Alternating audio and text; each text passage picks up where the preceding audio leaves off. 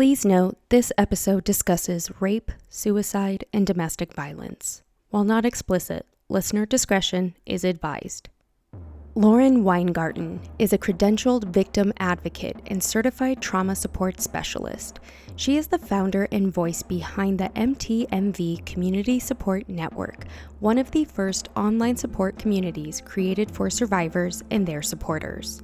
Prior to her work with MTMV, Lauren enjoyed a successful, decades-long career in TV and film production working behind the scenes. However, she has since redirected her focus to trauma, abuse, and sexualized violence, using her platform to foster connection and understanding within survivor communities. With extensive training in advocacy and trauma education, Lauren is dedicated to building survivor-led peer support groups, workshops, and virtual events that unite both local and global communities.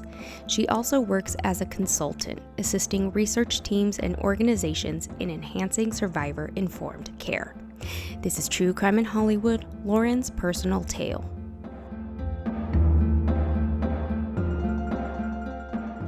Listeners, again, I say this every time I do an interview, but I promise, I think it's just because I get so excited for the people that I absolutely adore and look to every single day, and Lauren is no different. So I found Lauren's page, MTMV Movement, probably at a time where I was searching for community meaning survivors, and finding this page just reaffirmed everything that I have ever felt as a survivor, feeling like I was validated, feeling like I was not alone, and most importantly, helping me navigate a time where I was breaking my silence and needed to reassure myself that what I was doing was the right thing. And the person behind that is Lauren. And she's with me today. Oh my goodness, here I go.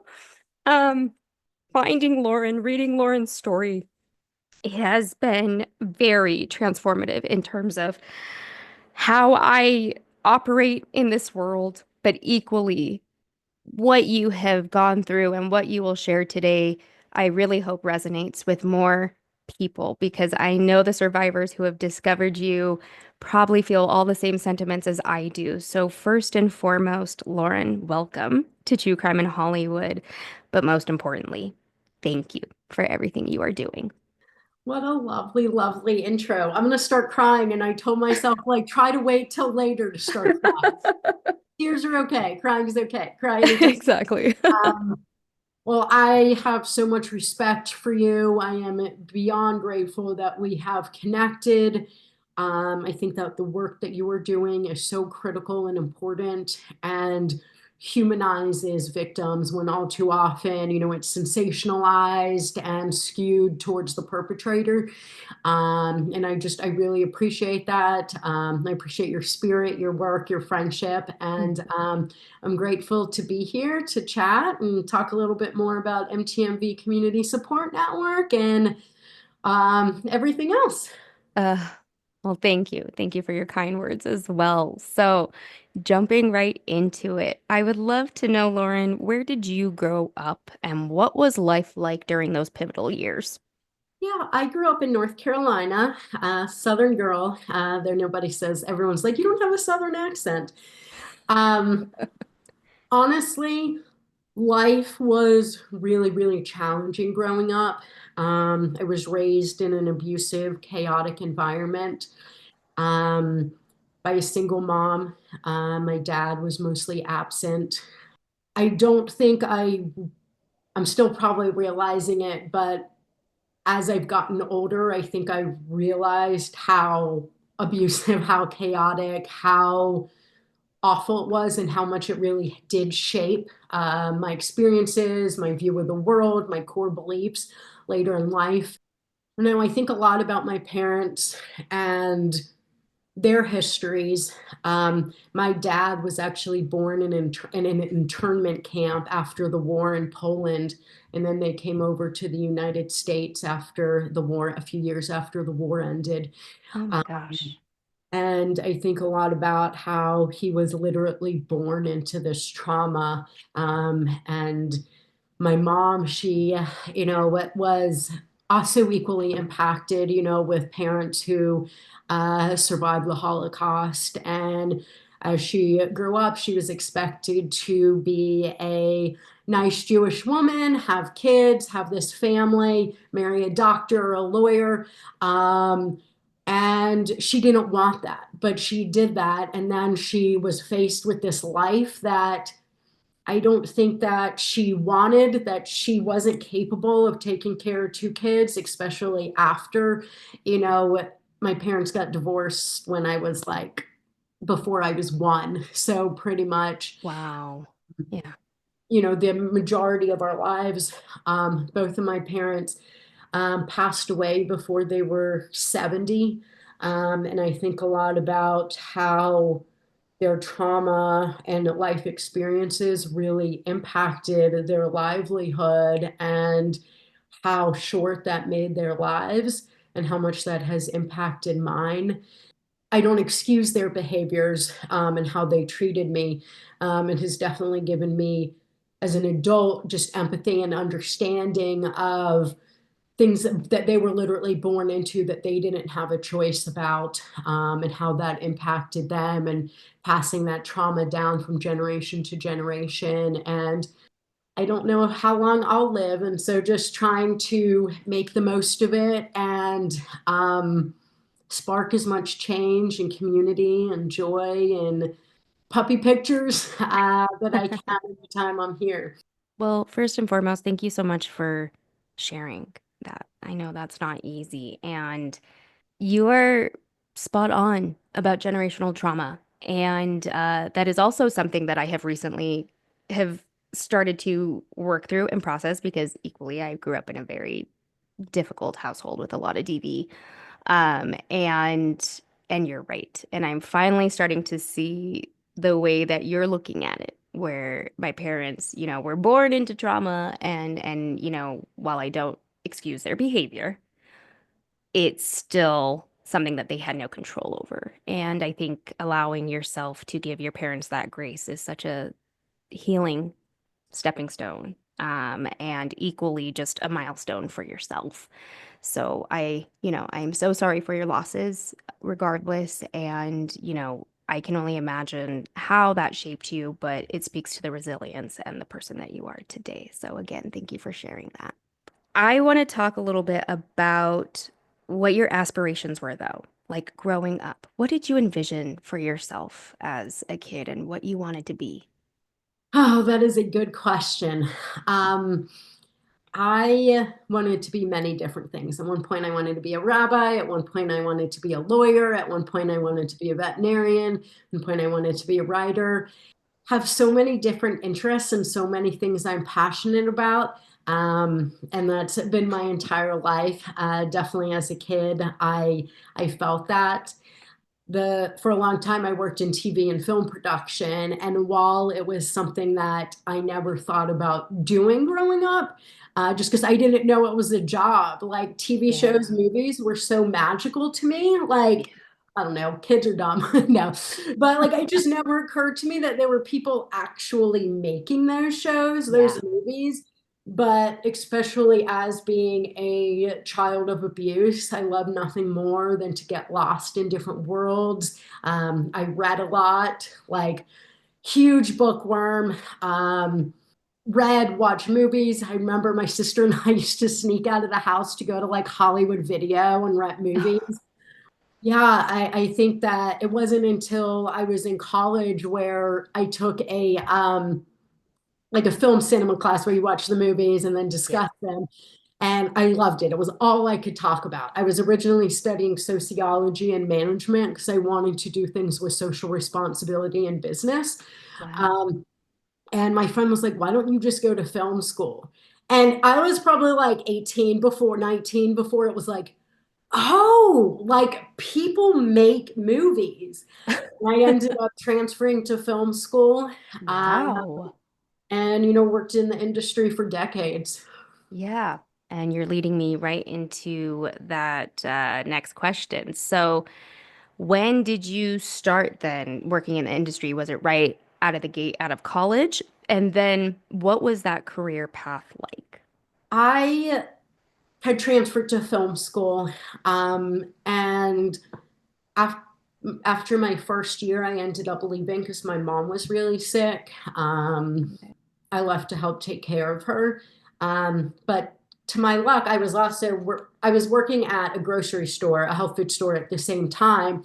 And one of our regular customers was dabbled in filmmaking. He was an artist and he had a studio that also shared a space with some filmmakers. And he knew that I had gone to film school. I was working there Mm. before, came back, started working there again. And so he kind of introduced me to this group who involved me with some local film festivals. Wow. Um, and then I got hired on to my first professional job. Probably I was like 21. And it was a Spanish telenova edutainment. So it was part educational and part entertainment. I think like, witches and like love triangles, but also teaching people who were coming to the United States for the first time not to fall for Yeah. credit card scams and stuff. Oh, Uh, what a twist. exactly. Um, Wow. And that was such an incredible experience. Was so, I so excited bet. about that. And that led me to like my first commercial. I got hired for like a mattress commercial. And then Wow. over the years, I, continued to work my way up, working from a production assistant, working as a location manager, production coordinator. I have a couple of producer credits in, under my belt. Really growing it from the ground up. I feel really lucky, especially since I never finished film school. And the thing about the industry is, once you're in and have that experience, nobody cares where you went You're to in. Mm-hmm. Mm-hmm. film. So it all started with Nuestra Barrio. Uh, Get out of here. That is, I'm color me surprised. Like that is seriously so wild and makes me laugh because I know exactly what kind of programs you're talking about. So this is incredible. Wow. So then while you were working through it, you started really in the overworking, ridiculous kind of standards in this industry. Can you talk to me about that? Yeah, again, in retrospect, I am no longer in the industry, Yeah. and the further away I get from it, I'm actually able to recognize how toxic it was and just the unsustainable, non-sustainable standards and practices. I knew it at the time, but you're in it, so you don't see it as much. Hmm. Um, Working in film, I realized some of my biggest dreams that little Lauren like couldn't even dream of. And had some of the best experiences, got to work with some of the actors, directors, creatives that I grew up, hiding, watching their shows. Oh yeah. Um, I also recognize now how I went from growing up in an abusive environment to transitioning into an abusive work environment, and Mm, how I was, in a way, almost groomed for it. yeah. I have a the fawn response, P's friend response is something that I exhibit a lot that I'm always working on. And I realize how much of the industry is built upon that and always so much work, toxicity, but you're supposed to look the other way. You're supposed to continue praising, fawning these same people, industry, these practices in order to survive. If you bring up a problem, you become the problem, and then they just get rid of the problem, aka you. I worked on, you know, Emmy winning shows, huge movies, the bigger and bigger shows that I worked on. I mean, the hours were ridiculous. I regularly was working, 80 to 100-hour weeks, with barely any turnaround. Turnaround meaning what time you Mhm. finish for the day, and then you're expected to be back in the Mm. morning. Um, There's a lot of sexism, misogyny. I look back now and like I realize a lot of my funny work stories are actually like really horrible and not funny, but you Yeah. turn them into, or I turn them into a joke almost to help me get through. And I think Mm-hmm. that's, pretty popular. I should say popular, but pretty common, Yeah. with folks in the industry. There's so many different moving parts and so many different ways to exploit people because there's always going to be somebody who wants to do that work and is willing to do it for cheaper or put up with the abuse, the harassment, the toxicity, poor working conditions. Yeah. I mean, that sums it up. I mean, really, like what those realities can be. And thankfully, you know, like let's talk about the turnaround time because that's a real legitimate concern. And thankfully, every production that I have done is very serious about that, which means we have to adhere to the clock, which is hard to do. But you're right. I think there is a lot of this almost like romanticizing these jobs because to get into this industry, it is hard.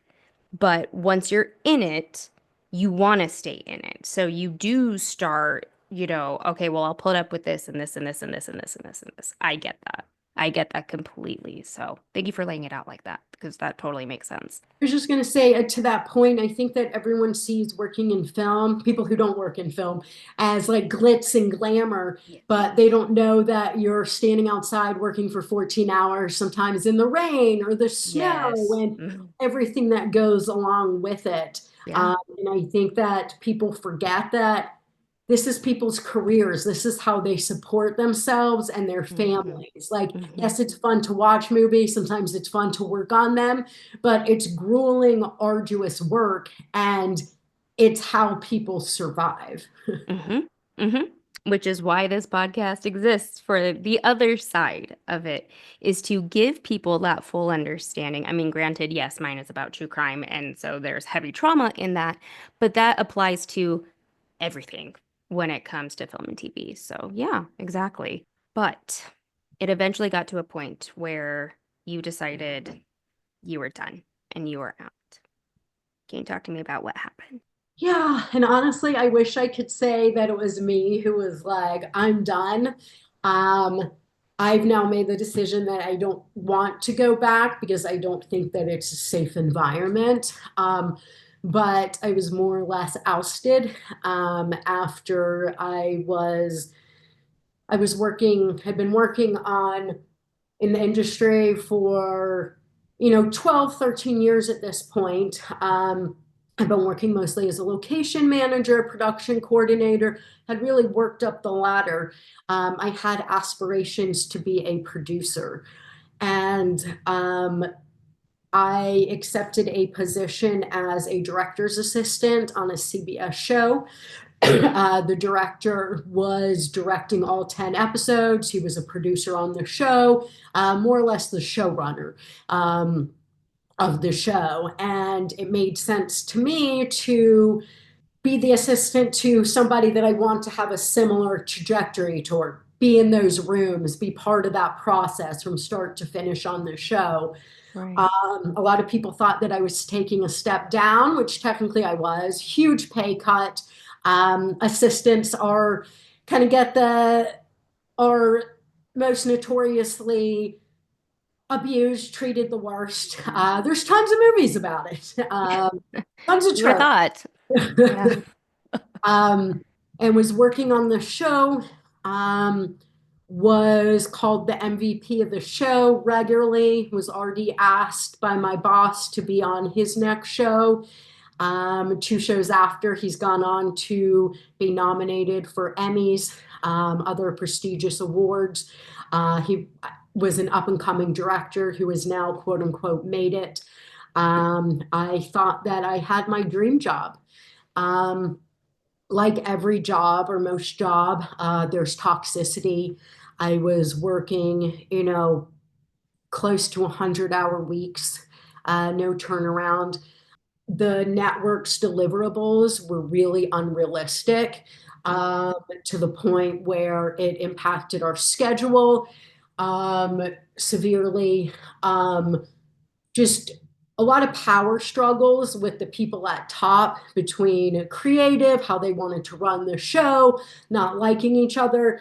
And as the assistant in that position, I unfortunately often got caught into it. But even so, I came to work with a smile on my face, ultimate professional, continue to do great work. My boss told me he never wanted to do another show without me. And then almost 6 months into that project, we had just finished filming the first block of episodes.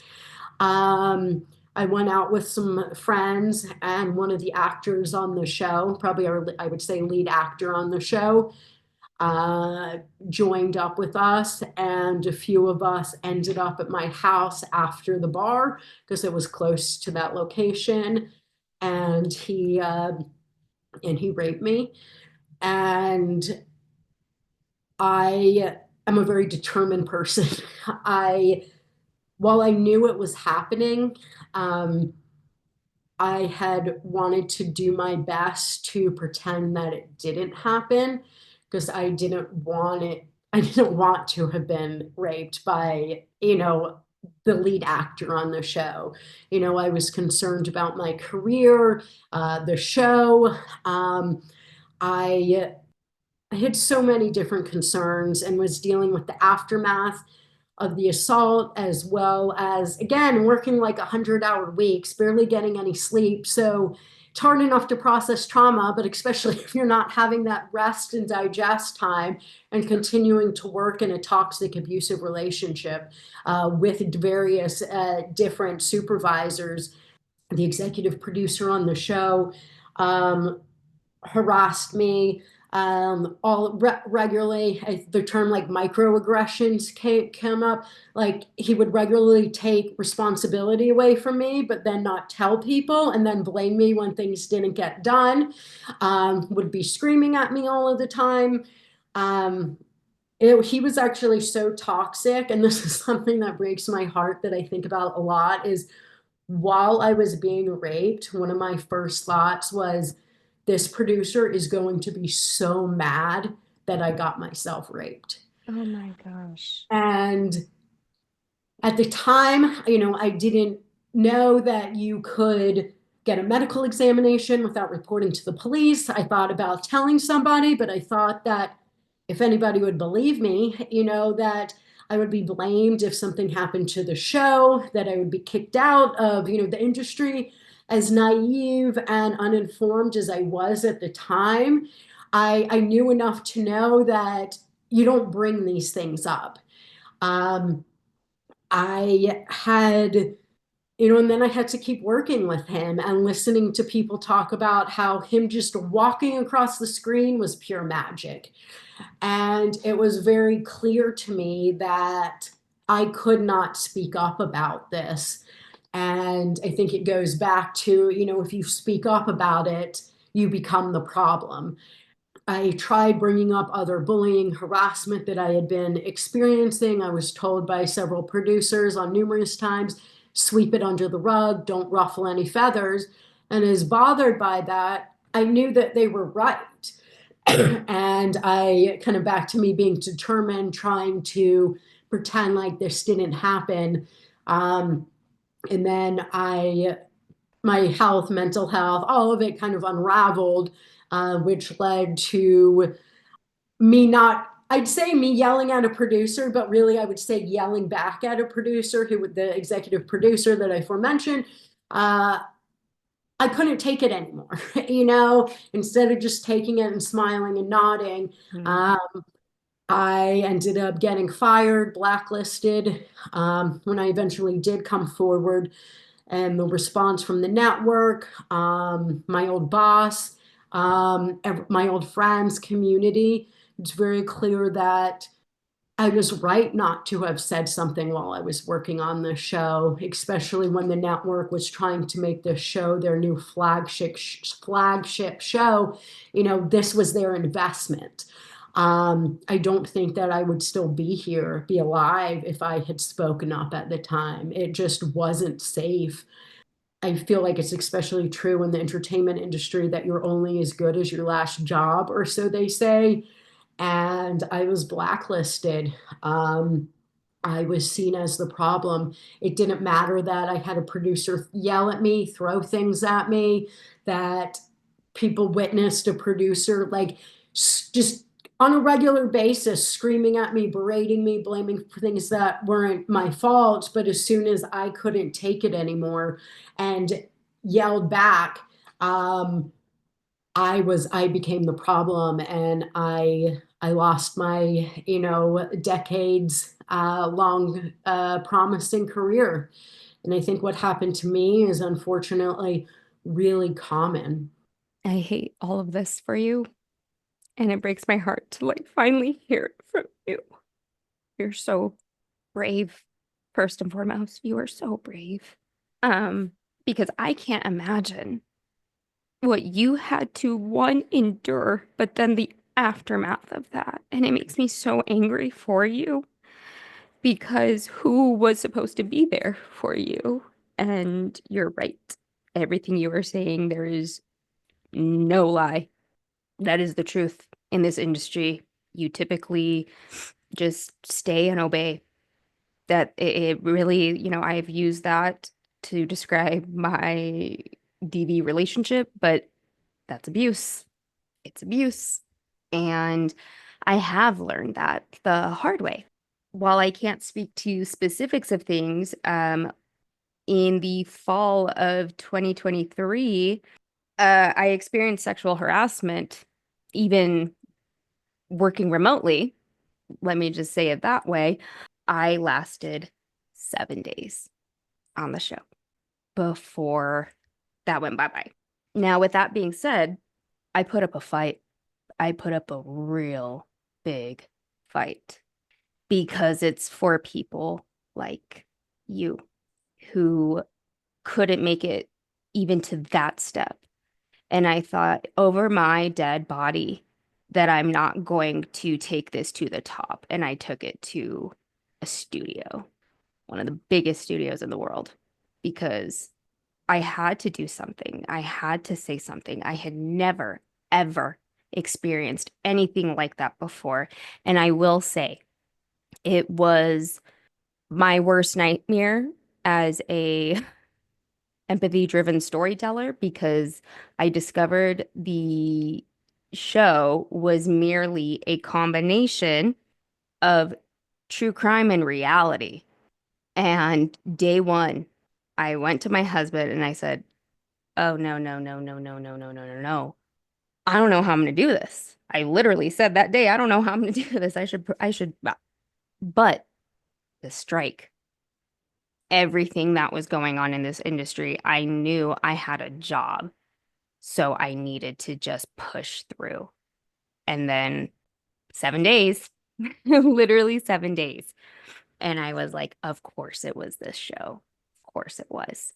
And I am here to say for you, Lauren, like for me, that drove me to where I'm at right now because I thought, okay, it's time. It's time to start talking. It's time to start educating. And so the next series that I went to was the series that created this whole podcast and everything I'm doing today. But point being, I can see it in your face that you firmly had this vision for yourself and where you were going and where you were headed in this career and in this industry. And when you have that, you feel like you're on top of the world. And to then have the most horrific thing done to you, to be taken away from you like that is fucking fucked. And I am so pissed off for you.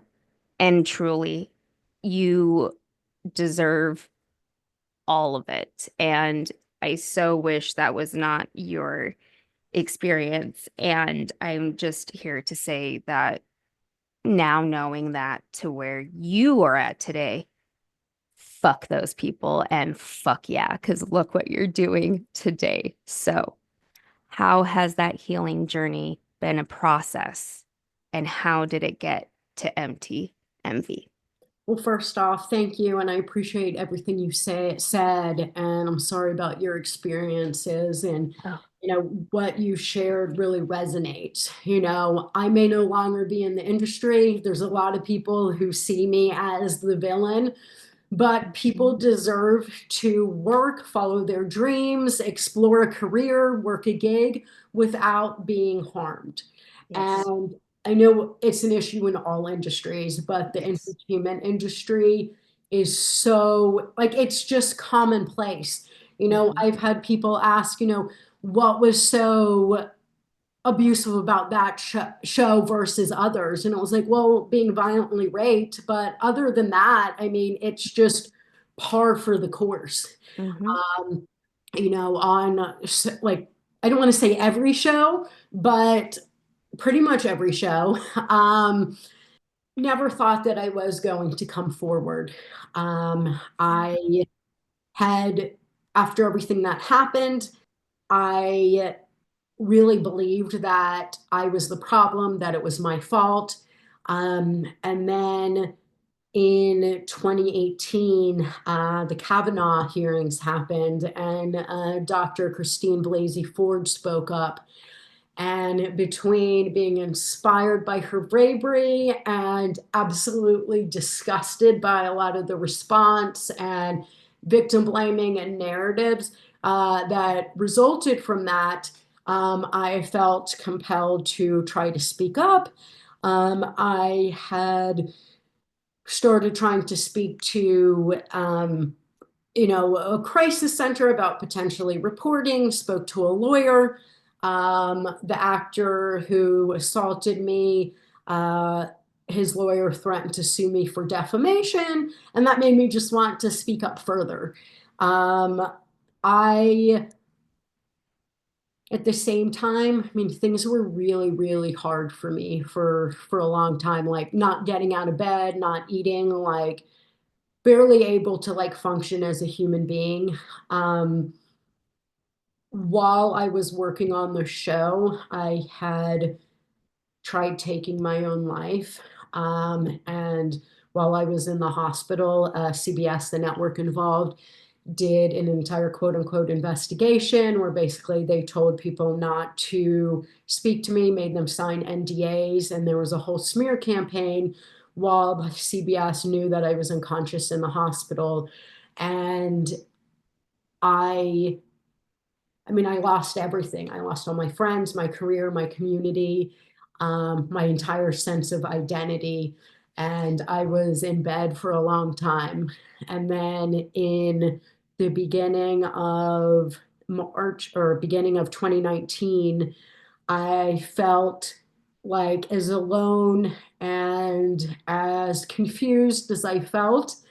I had this belief that maybe there were other people in their own pockets of the world dealing with similar things, feeling similar things.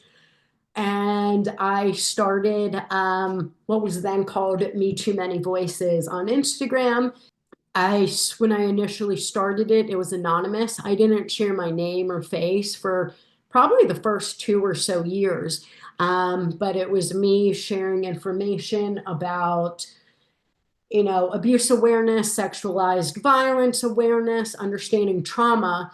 One of the biggest catalysts in my healing journey was learning about trauma and how we respond. And it was like, oh, I make sense. Like, I'm not crazy. Wow. Like, Yeah. this makes sense. And I was super excited about sharing all this newfound knowledge with others, and hoping that it was as nourishing for them as it was for me.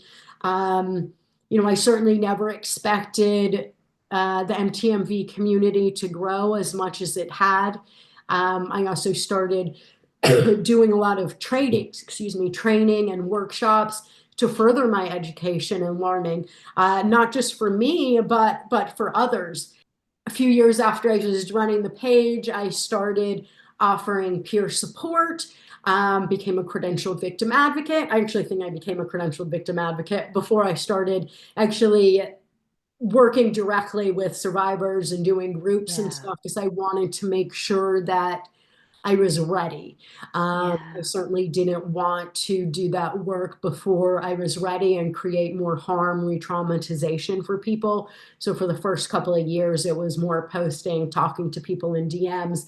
And then when I felt like I was in a more secure, safe place and I was ready, I think it was around the pandemic starting, that I was like, okay, we are going to, survivors are going to need some more support. And that's when I started offering one-on-one individual support, group support, writing workshops, and everything else that MTMV has become. I know, honestly, a lot of people have told me, and it means so much to me, that I've changed their life, I've helped them in their healing. And the truth is, right back at everybody, right back at it, the community. You know, the community made me feel confident enough that I could say my name, that I could show my face, that my voice mattered. Because before then, like, I just thought that, never talk, stay under the blankets forever, you're a scourge on society. And MTMV gave me the confidence and the belief and the purpose that I mattered and what I had to say mattered. Incredible. Let me back up a little bit though. So, because this will lead me into my next question. But Dr. Ford's the reason I broke my silence. I didn't know that. Twinsies. Mm-hmm. Mm-hmm. And her and Chanel Miller. And it was right around the same time that Chanel's book came out, Dr. Ford, that just happened. Um, and uh, and then yeah, then I was presented my first opportunity to break my silence locally, and took me a minute to make that decision, but it was Dr. Ford that I just thought, look how many years went by and she's able to do this. And so just knowing that was a catalyst for you too, it speaks to how incredible she is and what she really did for survivors. But equally, I want to ask this first because now remind me, was your incident before or after Me Too? It happened, I guess, as it was beginning. Starting. Because I Wow. remember the Wow. irony of this. Mm. That's the right word for it. But I worked in the industry for over 10 years. The first time I ever had a anti-harassment training was on this show. And we were told Wow. that it was because of the Weinstein situation. And we received a letter signed by Les Moonves himself, who was later ousted from CBS for his own predatory behavior, saying that they were committed to a, harassment-free workplace. And I remember being on set, hearing people like, "Me too," like, stand with women, stand with survivors. And I naively thought that that was going to be the case for me when I eventually did speak out. But I realized how much of that was performative for a lot of folks in the industry. Oh, 100%. And no, it is irony because right at that time, so January of 2017, I went to the Women's March during Sundance on Main Street. Who's walking among us? Harvey fucking Weinstein, and it's like in hindsight, right? Like thinking about that, he was that close to me and doing that? Are you kidding me right now? So I was very curious about that. Now, can we talk about Time's Up as well? Where I'm sure for you, then it was like, oh, okay, now this is taking it a step further. What was your thoughts on Time's Up? So, this maybe need to be a whole full podcast, but Yeah. I had people keep telling me that Time's Up was incredible, to reach out to Time's Up, especially at the end of 2018 when I had started trying to find a lawyer. Hmm. I had reached out to Time's Up and did an intake my first intake with them. Oh, because there were several, with Time's Up at the end of 2018. And they sent me three lawyers that were in the wrong state, and one was a divorce attorney. And as great of a divorce attorney that person might have been, not my issue. And Right. I was like, okay, that's not going to help. 2020, I struggled to find an attorney for several reasons. One, my perpetrator is not from the US. CBS is such a big entity, and there were so many conflicts of interest or attorneys who didn't think that they had the resources to go up against them. And again, as naive as I was, like I knew I needed people who had this experience, who were in this space that were up to it. So I reached out to Time's Up again. Um, and they felt really bad, supposedly felt really bad for having referred me to a divorce attorney and not really following through on what they said they were going to do. And so they recommended a lawyer. They said that they had worked with this lawyer before, highly recommended him. And this lawyer ended up being incredibly abusive, negligent, to the point where I actually filed a bar complaint, and he was sanctioned by the state Supreme Court. Holy shit. Um, I kept trying to talk to Time's Up about my experiences. And, often as a survivor, we see our, what you might call an initial experience continue to be recreated. And that's Mhm. really what happened with me and Time's Up leadership, is me trying to speak out, address these issues, him threatening me, screaming at me in front of Time's Up leadership, and them not caring, me begging to let them switch my attorney. But they told me they couldn't guarantee funding if I did that. And I was also told by other people if I switched lawyers, it would reflect negatively on me. Also kept trying to work with Time's Up and being like, this is some ideas that I have to help improve, and zero interest, zero interest. And ultimately, I don't think I mentioned it earlier, but when I did speak up, I filed with this lawyer, I filed a civil suit against the network, one of the producers on the show. My attorney was so negligent, he missed the statute of limitations for me to be able to Oh sue my the God. actor. Oh, Um, I don't remember what I was going to say, but it was a mess.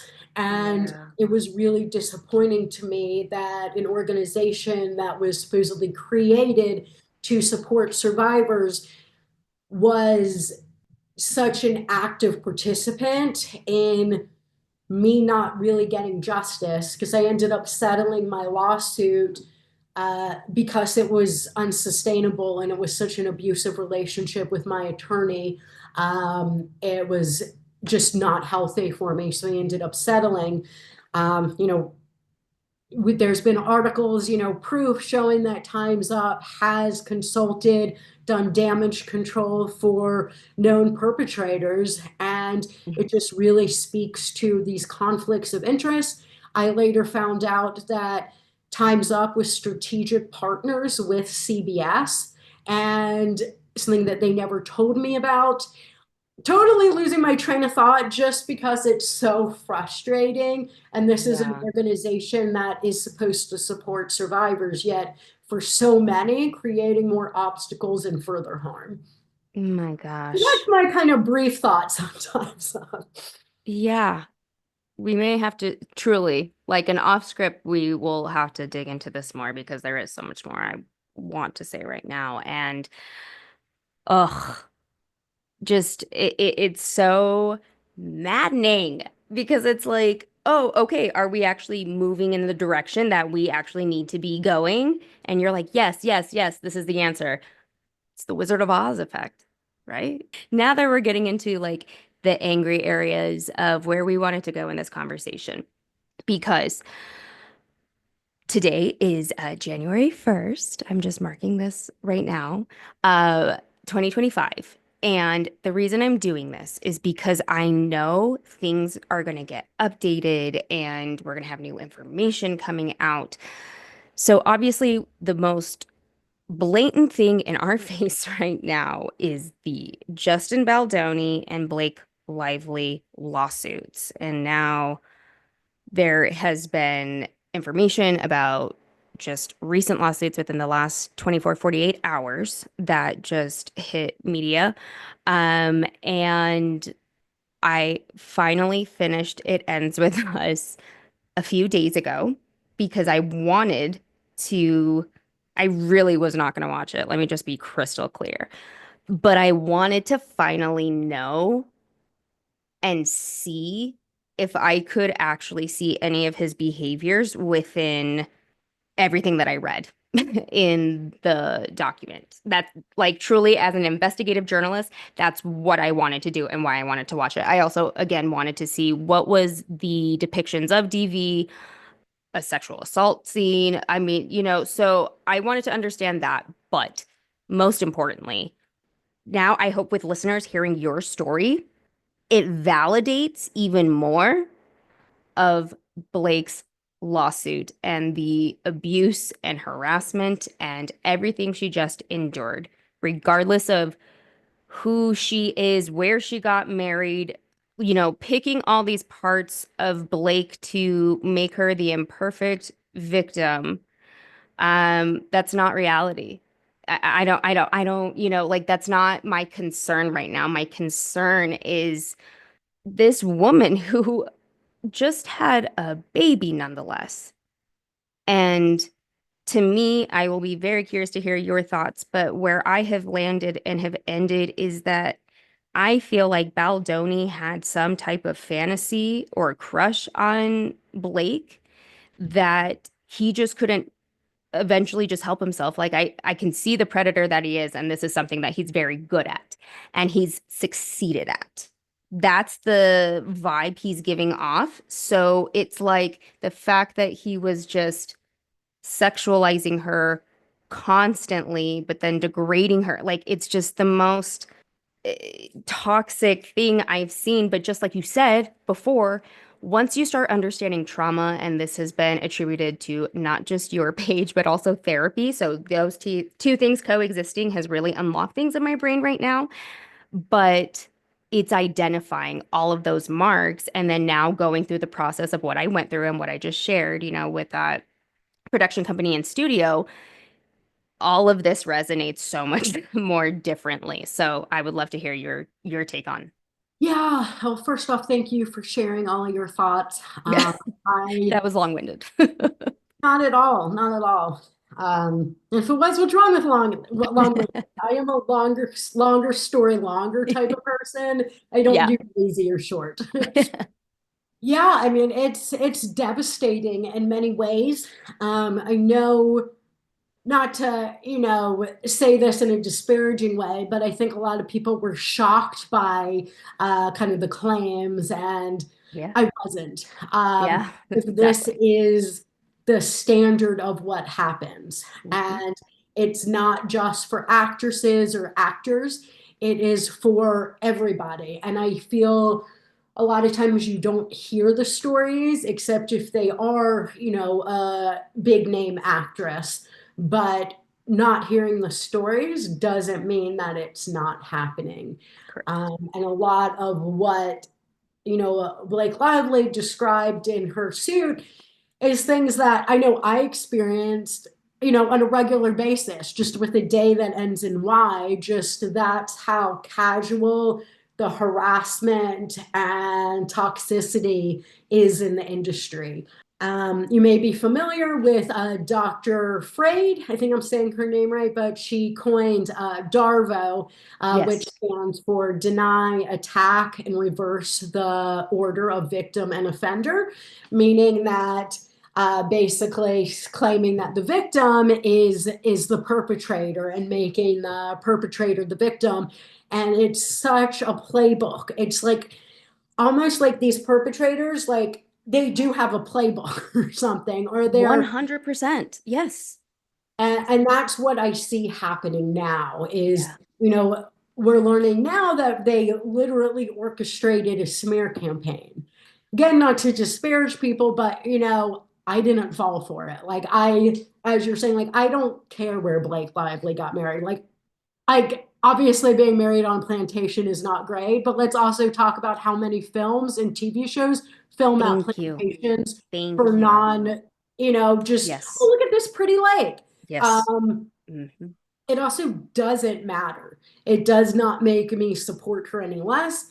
You do not have to like a survivor in order to support them.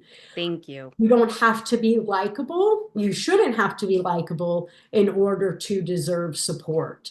And I feel impacted by personally just by all the commentary, and it creates so much in a way that is not fair to these high profile survivors. Cases like this and the subsequent dialogue, I firmly believe is a public health crisis, because what Baldoni, however you say his name, is weaponizing trauma responses, just general victimhood.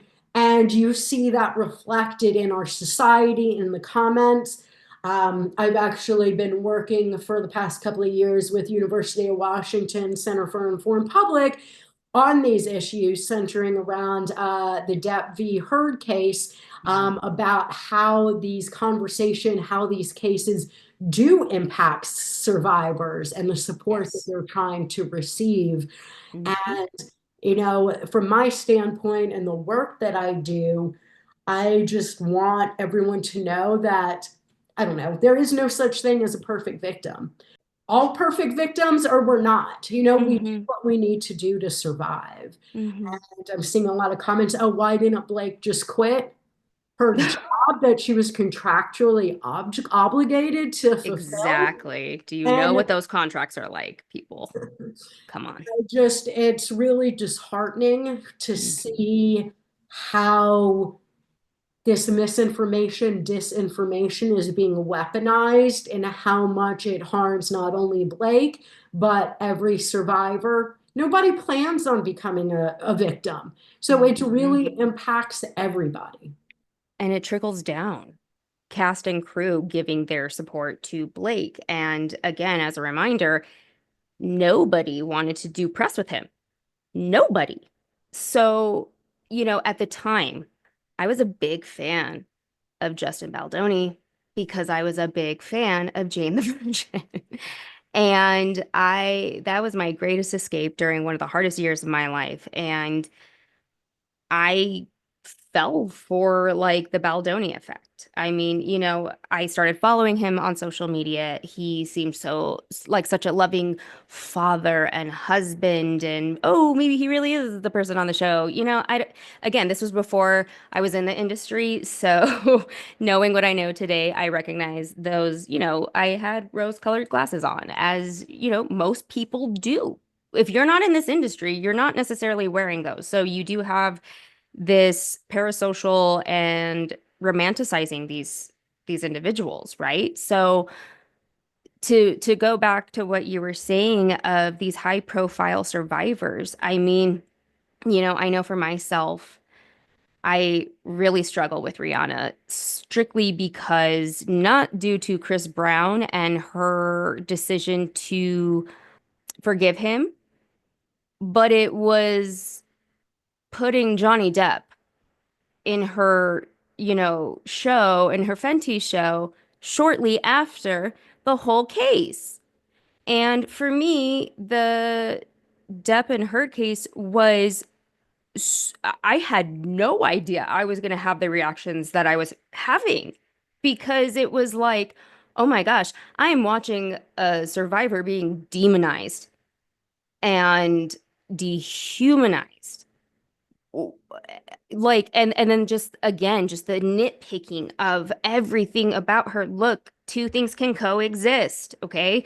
She can have toxic abusive behavior, so can him, but also at the end of the day, I don't need to know that information, period. And so hearing and reading about what he did was like, oh my gosh, I can't handle this. So that was the reason that I did start finally posting about this case and what it was doing to me. And I eventually had to like block people that I was so close to for so many years because they are just making the most egregious jokes and acting as if this isn't like this is a TV show, or a reality TV show. And it was horrifying. And, now understanding the smear campaign and oh wow, here's the Amber Heard piece, connected to that as well with Baldoni working with the same PR company that did that to Heard. It's now making me question all of the vilification of the women in this industry. And I, you and I talked about this a couple weeks ago, and I said to you, I was like, I just have to talk to somebody about this, about this Jay-Z thing, because I need to figure out what's happening in my brain right now with how I'm feeling, because watching Beyonce, the most powerful Black woman in the world, I don't need any verification or validation of that. She is the most powerful Black woman in this world. Okay. And understanding the level of equally just dehumanizing her for her entire career of over 25 years. And a few weeks ago, allegations drop, a lawsuit drops naming Jay-Z raping a 13-year-old girl in 1999. I was the biggest Jay-Z fan from a kid, okay? Until Solange attacked him in that elevator. And then that was the day that I knew there is something with this one.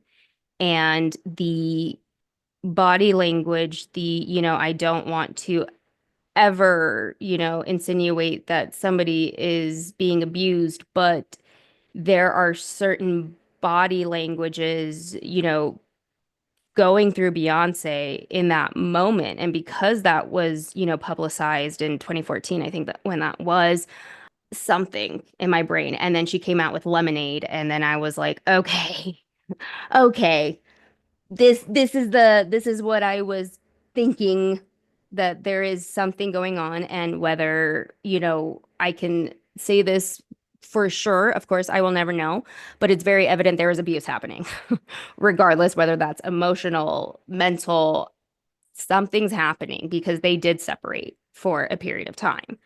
And these allegations drop a few weeks ago, the day before Mufasa premieres. And you have Blue Ivy Carter, who is having her big debut. She is 12 years old.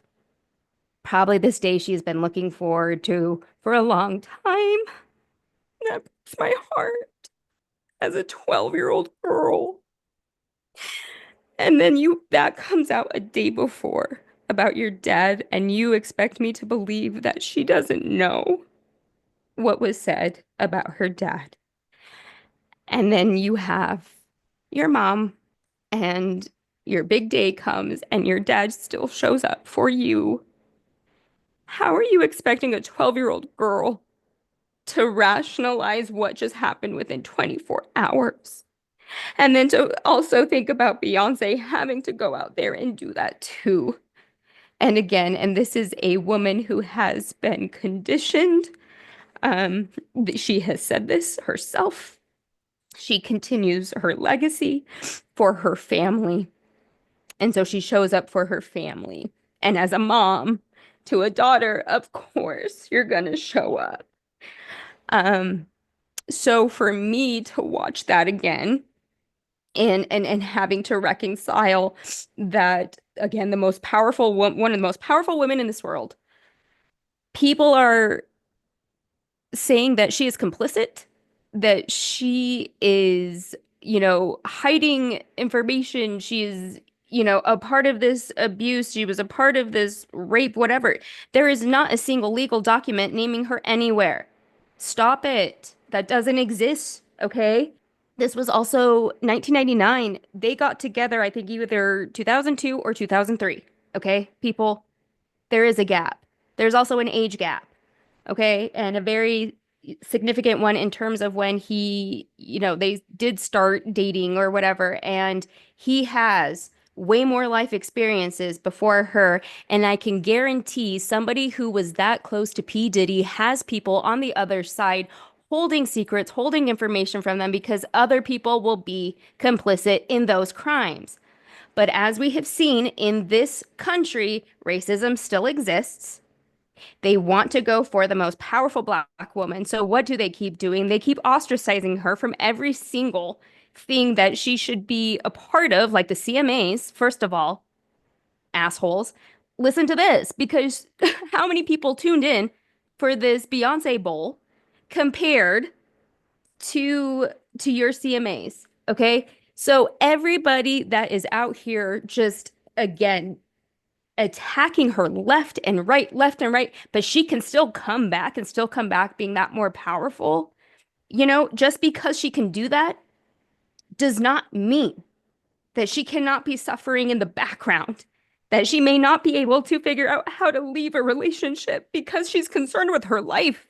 We don't know. We don't know. And the fact that we have visual evidence of fucking P. Diddy doing what he did to Cassie, and you expect me to believe that just the most powerful black woman has to be brave and potentially endure similar fates? It's ridiculous and it angers me and it makes me so sad because this is a health crisis at this point. We are witnessing what is actually happening in this, not just in this industry, but as the world. We are on our phones 24/7. We are communicating with each other in real time, and we can do it within seconds.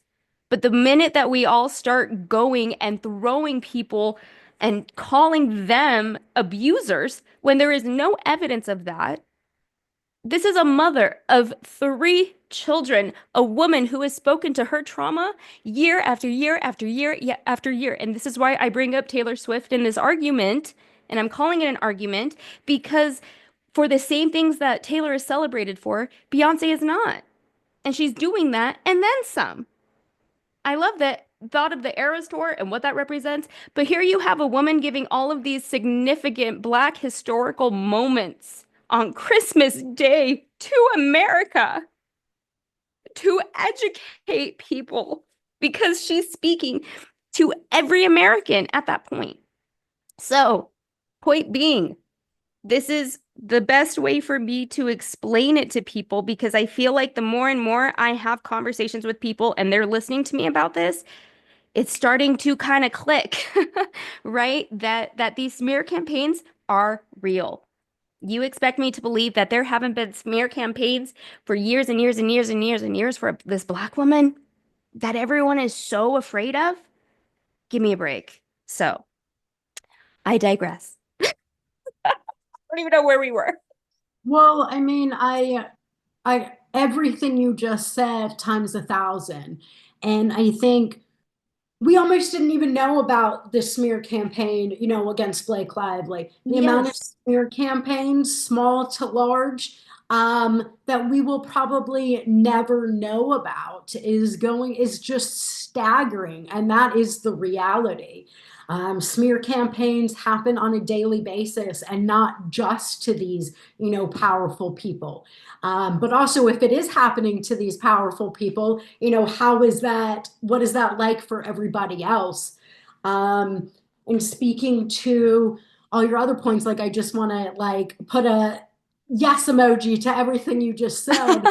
Um, and because it really is horrific and it's devastating and it's hard to watch. And I know when the Cassie video came out, I was dismayed to see how many people were sharing that Yes. video Yes. and not understanding, not caring that sharing violence, a very graphic video of violence against a black woman is violence, and sharing it as entertainment content for nonsensical internet points is harmful. That is not actually supporting survivors. You don't have to share the video in order to do so.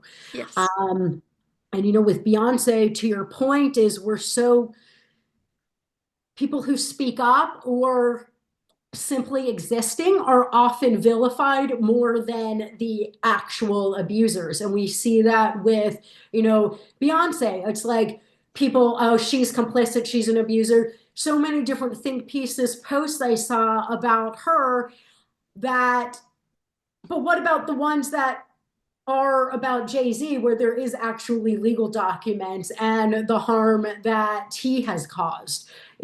Just people are so quick to vilify women, especially a Black woman, and it does have an impact. And I know you and I have spoken about how there is some understanding. I mean, there needs to be a lot more about why people in abusive relationships don't just leave.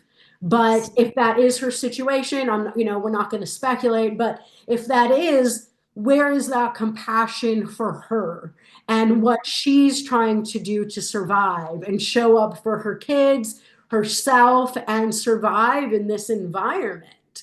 Um, the hardest, most dangerous time is when a victim tries leaving their abuser. And Mhm. to make light of it or weaponize that against her for any reason. People are allowed time to process, to try to survive, live their lives. Just because you're a, public figure, it doesn't mean that goes away. And I'm glad that she showed up for, Blue Ivy. That's her Yeah. saying, I'm here for my daughter. And because the other thing, she can't win. If she didn't show Yeah. up, it's, oh, how could she not be there for her kid? Um, Right. Abusers and enablers, people who are uninformed or purposefully sowing these types of narratives, are constantly moving the goalposts, Mhm. constantly moving the goalposts so they can protect perpetrators. I would love to see all the outrage at Jay-Z that has been directed towards Beyonce. Exactly. Exactly. And I feel like it hasn't, to that degree. And that's the part that I'm like, what's missing here? Like, I don't understand the disconnect. And I think I think I also saw Kate Beckinsale give support to Blake, but she also mentioned, what she went through as well. So I'm also sitting here like, okay, do we see a pattern here? One more time, do you think Beyonce hasn't been a part of a smear campaign? You don't think calling her the abuser too is also not being planted and intended by, certain individuals? Of course. Like the critical thinking that needs to happen in this, I mean, entire world, but like truly just everyone needs to think about things more. Stop taking it at face value. Sit down, stop, disconnect for a minute, and think about it because it doesn't make sense. And as I have said time and time again, there is nobody on this earth that does not have trauma. Okay. Everyone has trauma, regardless of how big or small. But at the end of the day, we need to be kinder to people. I know something that you and I were also talking about is that a survivor is a survivor. There is no point when somebody reaches out to me, I immediately try to figure out what their political affiliation is. We may not have the same belief system, but if you are coming to me for support, that is separate. That doesn't matter to me. I care if you are okay, if you need help, if you need somebody to listen to you. Um, I think before I was probably harder about that. Um, but that has been, just what my experience has been, being able to connect with so many different survivors and that really opening the door even more after um, you know, going into Rolling Stone and opening that up, right? So, and this, when survivors come to you and they say, I've never told anybody this before, but how often that happens. And then sometimes, I never hear from them again. There are those instances, but it just feels like for me, like as long as I can validate one person, that they are heard, they are seen, I believe you is the biggest part of it because I do. And I stand with, the victim of Jay-Z's, and I know that there has been, I think, some type of, uh, I think don't quote me on this, but I think somewhere she was saying that lawyer shouldn't have released that information. I don't know, but it doesn't matter. It doesn't matter what she said. So that's why I want to make that point to people of does not matter. What's said has been said, and I'm going to go with there is truth to it. That's it. Because survivors can, you know, backpedal. We can have confused thoughts. That's the other, like the Michael Jackson victims who did Finding Neverland, Wade Robson, who is who has been my hero since a child, but people often accuse him or remind him that he lied about Michael Jackson when he was 13. What were you doing at 13? And you're telling me that this 13-year-old boy is not to be afraid of the most powerful artist of the century? Again, it is a public health crisis.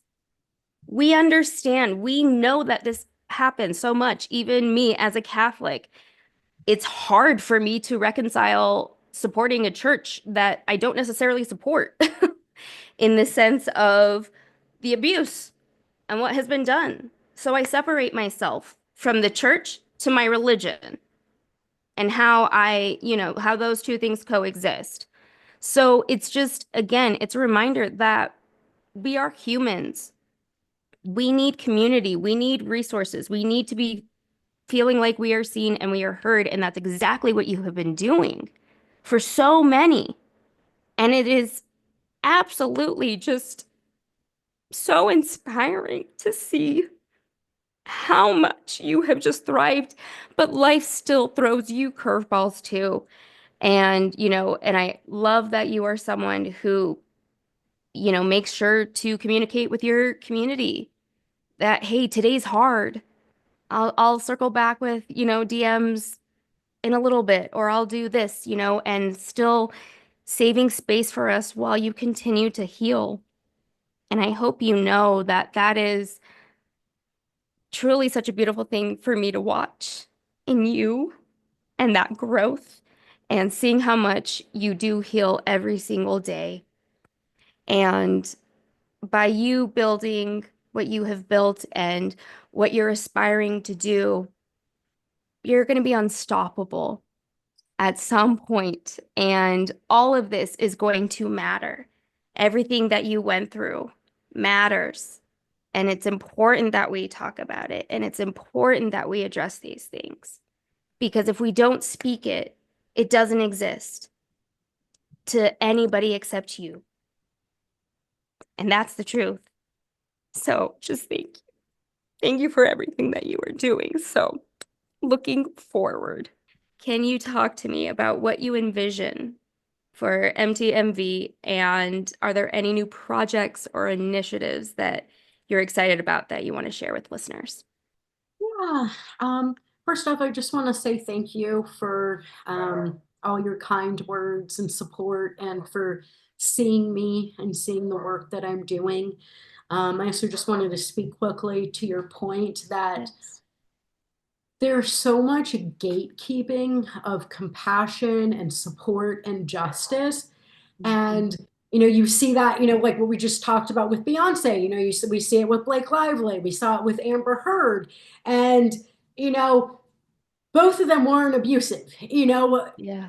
It's people do what we need to do to survive. I'm kind of mixing thoughts, but I did want to say that, No, please do. mutual abuse is not a thing, and that's Mhm. further part of the focusing on how a survivor responds, fights back, it tries to survive the situation, survive in their life, is again often is weaponized against them, and people are more concerned.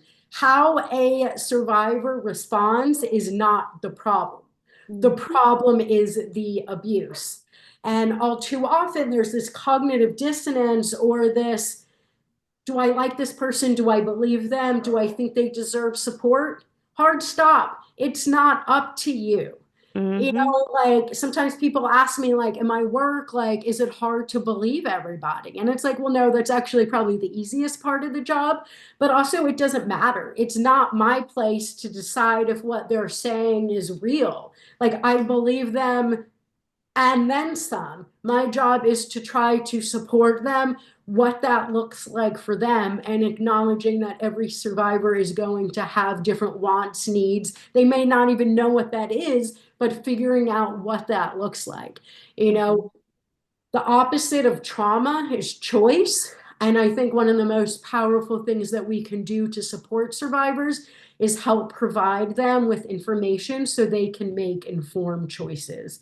And that is a lot of what I do with MTMV, and that kind of goes into your question. Um, I love doing the work that I'm doing. I speak to dozens of survivors every day, whether it's, listening, somebody wanting to share their story, validate, whether it's somebody who wants to, helping somebody find more local support. I have, helped people find a hospital where they can get a medical examination rate kit done, help file, orders of protection. That's just kind of what day to day, is. Um, there's so many different challenges to survival. I'm always trying to be the person that I needed the most. Moving forward. So MTMV does a lot. I do weekly groups, individual support. I also do consulting with law firms, research teams, various groups, entities in trying to make their practices more survivor informed, reminding them that when I say survivor informed, survivors are the experts. Mm-hmm. And building upon the tenets of trauma informed care, such as safety, trustworthiness, and transparency, collaboration and mutuality, empowerment, voice, choice, gender, cultural, historical issues, peer support. That is how I aim to build my work. And unfortunately, I know, and many other survivors know firsthand, that speaking up and engaging in these systems, whether it's criminal courts, civil courts, working with reporters. There's so many different, entities that there's so much re-traumatization, and Mm-hmm. how to minimize that, because you shouldn't continuously have to be re-traumatized as you're trying to heal, as you're trying to seek support. So I want to continue doing so. I am excited about working on creating an initiative for ethical journalism reform. Since Me Too has gone viral, there has been a lot more survivor storytelling, which is great. But on the other hand, there's no standard of care, the lack of training. Most reporters have not had extensive training or understanding of trauma, of the dynamics of abuse, how that shows up. But yet they're creating these stories and working daily with survivors. I myself have been severely harmed by reporters, and I know I'm not alone, and that needs to change. Um, I started an initiative last year to increase accessibility. Something else that I'm really passionate about is I'm learning ASL, American Sign Language, and trying to learn more about deaf culture, because deaf and hard of hearing individuals are 2.5 times more likely to be abused in their lifetime than their hearing counterparts, yet they have so many more obstacles to receiving their care. Like oftentimes people can't even hear them, let alone support them. And there's so much great content out there, but rarely do I see alt text, do I see captions. And that is making these resources completely inaccessible to that population. And so Yeah. as a hearing person, I am making it a mission to try to, again, change that. We should not be leaving survivors behind. You know, whether they're queer survivors, Black survivors, survivors of color, survivors who are from traditionally marginalized, more vulnerable communities who are often more likely to be abused, Mhm. likely more likely to have barriers to support reporting, to receiving the care that they need and deserve. And yeah, so caption your Yes to content. all of those. Oh my gosh. Can we also just advocate for closed captioning in every movie moving forward?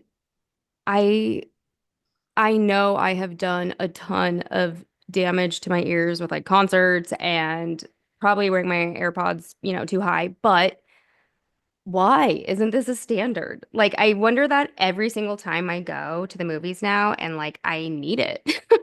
I really could use that and it just helps me focus, especially like being neurodivergent. It helps me like stay in tune. But yeah, so just yes to everything that you said.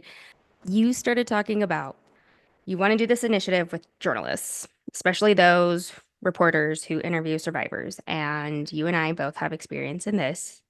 However, I, outside of my first ever interview I ever did with the Salt Lake Tribune, uh, that was by far the most traumatizing experience. And it was strictly because of the reporter who was a male. I did have a female there with me, who was Courtney Tanner, who is a remarkable human being. She did all the reporting for a lot of it for Lauren McCluskey, and so she has a really near and dear place in my heart. But I digress. However, I started doing, more media interviews. I started doing like local news reports that continue today. And I've worked with a wonderful journalist, Jim Spewak, who has been fantastic with me and very always kind of checks in. And he's great at what he does. And so I've always felt very comfortable with him. And thankfully I had a wonderful experience working with Rolling Stone with Andrea Marks and Brianna Ehrlich and EJ Dickinson. And it wasn't perfect. I'll be, I don't want to be critical, but they did it really well. And I could tell that there was a lot of probably trial and error, through that process of being able to interview survivors. And, I do envision them as, individuals who would totally benefit, from something like you're sharing with your initiative. But there are those that do a lot more harm. And you recently shared your experience with Penn Live. Can you talk to me about that? Yeah, Hannah, first off, I'm really sorry about your negative Oh, experiences and heartened by, the positive experience because there are, a handful of people doing really good work who really care about the survivors and see hmm. them more as sources, see them more as an article to, put on their reel or whatever. Yeah. Um, I also want to preface this by saying that Penn Live is not the only outlet that I have been further harmed by. Yes. When you look at the decree of journalism is do no harm, yet constantly that is happening to survivors. Before I dive into the specific Penn Live, I think that there's several issues in especially mainstream media, being that the stories that they tell, and what they consider relevant or not. I once worked with a great reporter. She was fantastic. Her editor, after me working on the story for 8 months, decided that I was not relevant and they axed the entire story because they decided it wasn't important. And I feel like there's this, it has to be big names or it has to be clickbait or there's a lot of sensationalizing for clicks. And I understand that you need to sell that it's a business like anything else. But if it's not authentic survivor storytelling, it's hurting the ecosystem. And I think that also helps to exasperate this misinformation. And I personally think a lot of the issues that Amber Heard ran into is that how many stories did you hear before that about a survivor fighting back? None, because they don't want to tell stories where they don't perceive the victim not being perfect. And so when you finally see a survivor who, quote unquote, fought back, just the, shocked, Pikachu face from everybody, just because where are those conversations? Where is the normalizing? And that happens with so much. And part of this work needs to be platforming diverse voices that do not always have these platforms and these authentic responses as survivors. Um, with that being said, I could go all day about this, very passionate about it. I Oh, will pen live. Someone I know sent me a call to action from Rain, actually, um, who Penn Live had reached out to, called to survivors that they were working on a story about survivors who reported in the state of Pennsylvania. Penn Live is a local Pennsylvania media outlet. They wanted to speak to people whose cases were not prosecuted. My case was not prosecuted. CBS interfered with my criminal investigation, and I was told by the detective that I would not even get an investigation and that CBS had to be considered. oh, Um, and what happened to me is, well, that is my experience, is not uncommon. Most states, including Pennsylvania, has really, really low prosecution rates. In fact, a statistic from RAIN is only 9 out of 1,000 reported rapes are prosecuted, and what? even less than that are actually convicted. Um, Wow. yeah. Oh, And so Penn Live is doing a pretty scathing report came out in Pennsylvania about really low prosecution rates for sex crimes. And they wanted to do a story about it and speak to different survivors about their experiences. So I reached out very early on. I was very clear about some boundaries that I had with this story. The main one being that I do not want explicit details of my assault shared. They did a recording, and again, I said, I do not want this shown. Like they wanted to know the details. Again, you do not need to know the explicit details of an assault, of abuse in order to support a survivor. Unfortunately, it is really commonplace, especially with reporting that survivors are asked to bear all with hopes of maybe being heard, maybe getting support. And so I did. And throughout the process, I repeatedly, reiterated, my boundaries, what I consent to.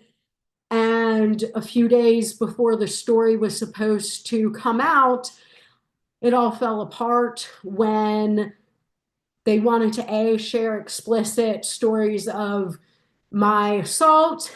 I which I thought was not necessary, something that I had said that I didn't want from the beginning. And I think that it's not necessary and sensationalizes abuse in a way that isn't helpful, blah, blah, blah.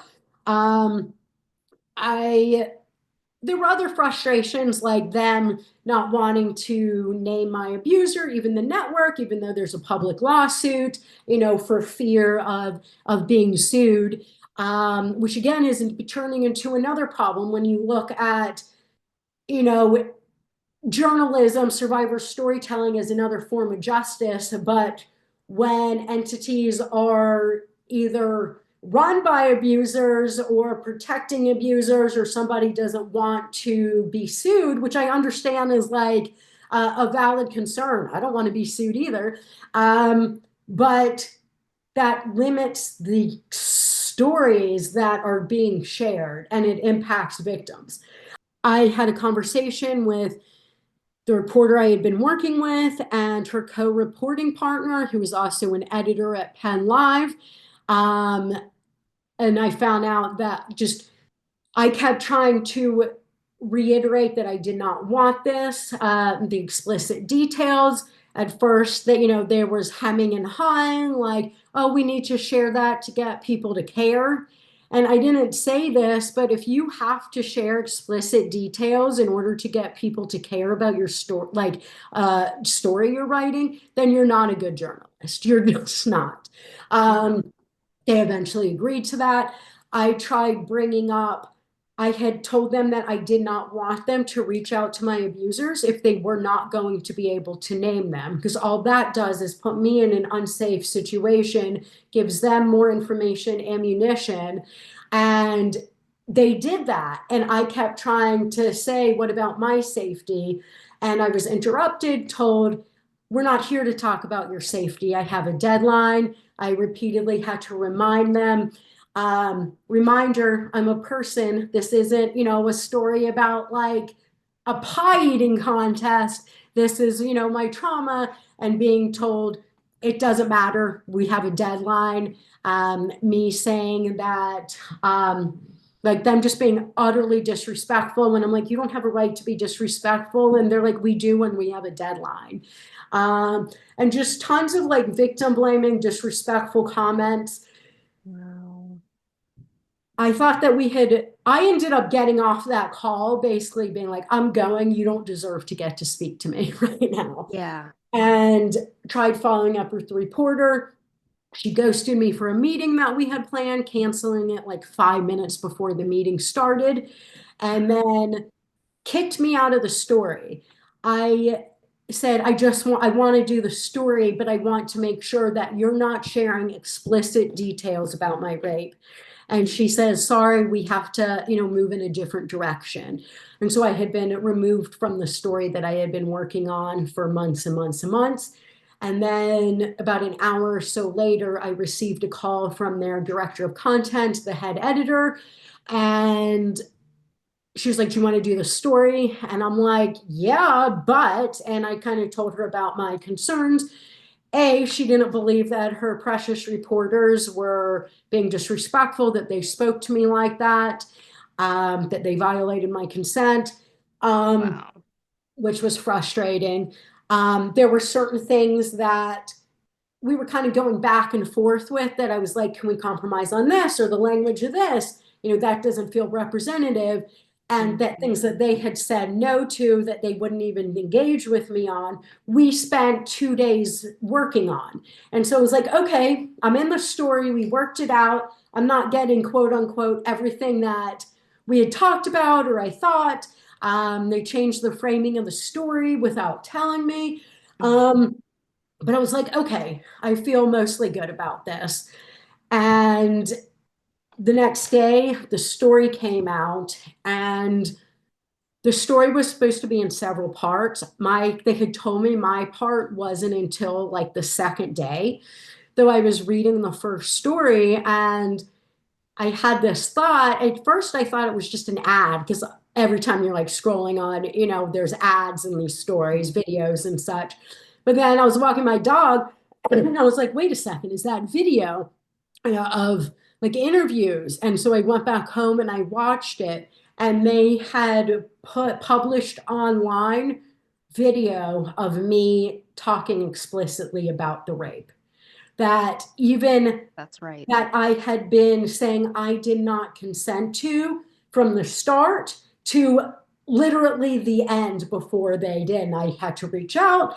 They took the video down and then they made the decision to remove me from the story moving forward. Um, it's so harmful, traumatizing. I've tried speaking to the editor again. Um, to see what we can do to make sure that this never happens again. I also asked if they could print my part of the story with an apology to me and survivors. I was told no. I asked what training these reporters had as far as working with victims of abuse, assault, and I was confirmed that they didn't have any, which is not uncommon, but it's still a problem. And I said, well, then I think that they need to have training before they continue to work with survivors. That was also rejected. And I was told that the reason she was having the call was because I was a case study in hopefully learning better. And does completely Oh like, my God. if we violated your consent, I'm sorry. Just if you feel like this wasn't a good process and I was like, you harmed me, and the answer was, we can't guarantee an outcome of this story.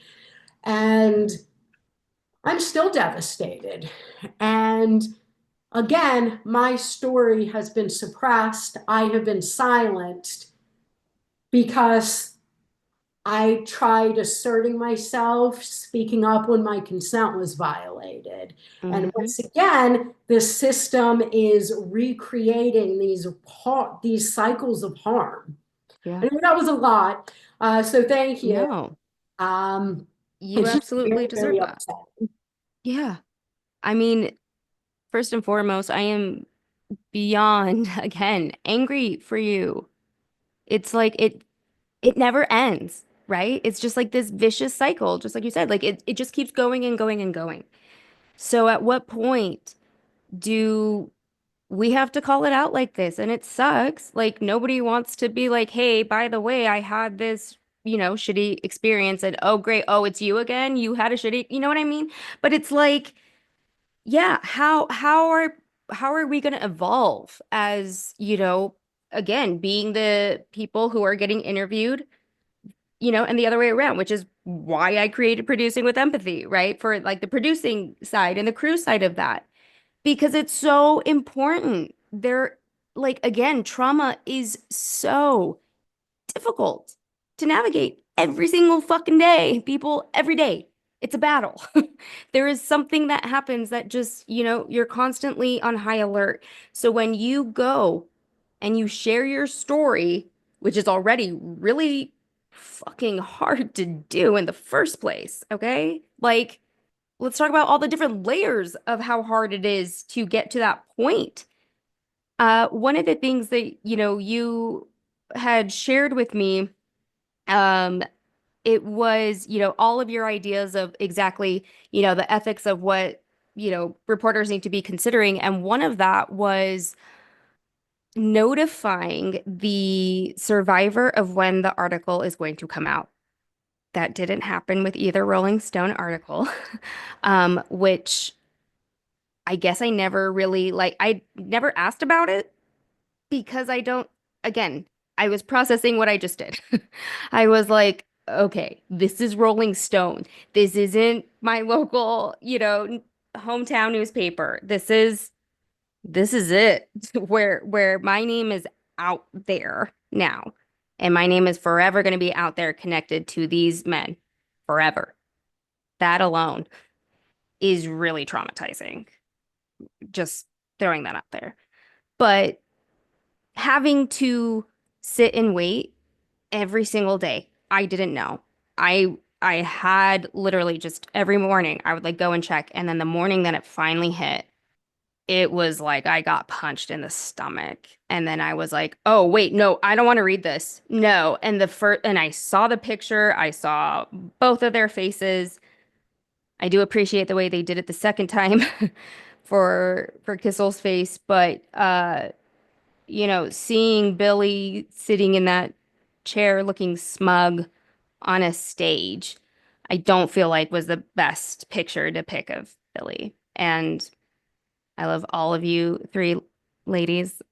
And also I said Brianna and I meant to say Brenna or like before. But and again, and this is just a lesson, like feedback, right? Like that's the way I see it. Doesn't negate any of your journalistic, practices. I understand that there usually always is a reach out to your perp, to your abuser. And the way I navigated that for myself was merely no matter what, they're going to make themselves look like the shitheads that they are with their responses. And I already knew that ahead of time. And so when I read it, I was like, yeah, I called that for myself. Like, good job. But anyway, like it just shows what a shitty asshole people that they are, right? And so anyway, point being, it is it's really fucking hard. And I think, something that always kind of makes me nervous now too is that uh, when I do series or whatever and I'm doing like outreach for people, I know they're usually going to Google my name. And, knowing that that's going to come up not once, but twice. And, and I always hope in my gut that hopefully my, advocacy or my speaking, public speaking stuff comes up, instead to, display that person that I am. But it's daunting because you do have trust in these people that they are going to do good by you and that, they're going to listen to you. That's the hope. And you're sharing the most raw, vulnerable thing to someone you don't really know, period. That's already hard to do in itself, and that's why when I interview, survivors who've done documentaries and all of that, we talk about that process because it is important that people understand what goes into it. Because you said it right at the beginning, we watch these shows, and we forget that there's people behind it who create it, but we also forget about the people in front of it. And that's really what this mission is to fully break that down because I want to help this public health crisis and have people understand that it's so easy for us to mark things as entertainment, and that is the role of what social media has done. And knowing that Penn Live could do that much harm in such a short span of time and how that's going to affect you for the rest of your life. And it's not even a thought in theirs. That's the fucked up, disgusting part of that. And I hope they hear this. I hope they learn from it. And I hope they understand that this is where we need to head in terms of being survivors in this community and being able to transform things for the next generation. Like, and I really, that's what I keep telling myself is that everything that I'm doing is for my daughter and for those next generations because they don't deserve this. It doesn't mean rape is never going to happen again. It doesn't mean abuse is never going to happen again, but it gives them a starting point, and we still have to fight. And it's the hardest, ugliest fight. And we felt like we lost the biggest fight with the election right now, too. So when we talk about surviving in this country right now, it's hard. Every time to see Trump's fucking face, it's hard because that is a convicted actual rapist, okay? It doesn't negate that again, we as survivors, we all went through something completely different. But what unites us is that our nervous system doesn't allow us to forget. So we want to participate on social media. We want to be a part of community, but it also feels like I'm a fucking, I don't know, like Super Mario character in real life that I'm just bouncing around, like hopping, and then I'm, oh gosh, get that off my feet. I don't want to see this. Okay, and okay, this is cute. This is fun, and it's exhausting. I find myself really just making content and then spending maybe like 5, 10 minutes scrolling, and then I'm done. And I'm just like, okay, well, gotta move on to something else now. And it's hard because again, it's like I watch Survivors on a daily basis because I do have a wonderful, beautiful community that I have built, and you included. And so, that's what I try to fill my feeds with. I want to see what everyone's doing. I want to see the puppies. I want to see, like all of the positive affirmations that I may have needed that day because I also know the ugly side of the internet too. And so, it's a cruel way to live, but that's our reality. And it's important that, like I said, we share these stories, we open these conversations. We're not trying to vilify anybody. It's just a matter of taking it and learning from it and being willing to do that. That is the whole reason that I'm trying to open up this conversation. I started even thinking, hell, if this leads me one day to being able to sit down and have a conversation with Lizzo and be like, what the fuck? But also, can we talk about how you can learn from the situation and what's right and wrong and how you can grow from that? It pains me when I have to kind of not support, a female anymore because of their abusive, tactics or,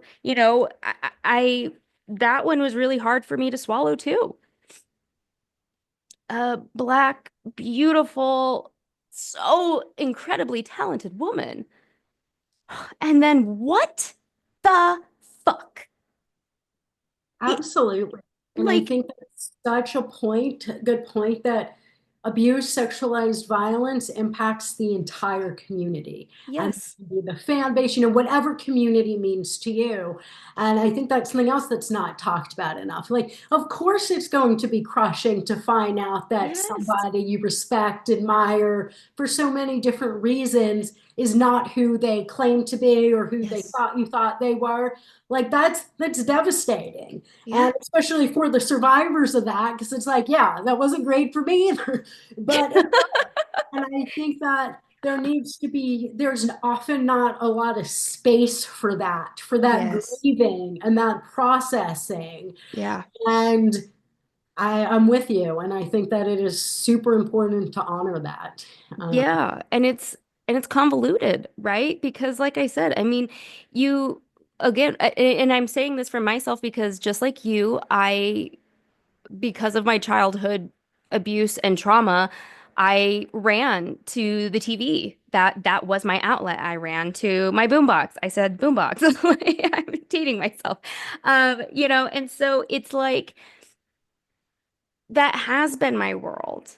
That has been my fantasy, if you will, that now again, it's the Wizard of Oz effect. That it really is opening up to the ugly parts of these people who I did put on a pedestal, who I did believe they were these people, but there's obviously different people that I would have more grace for.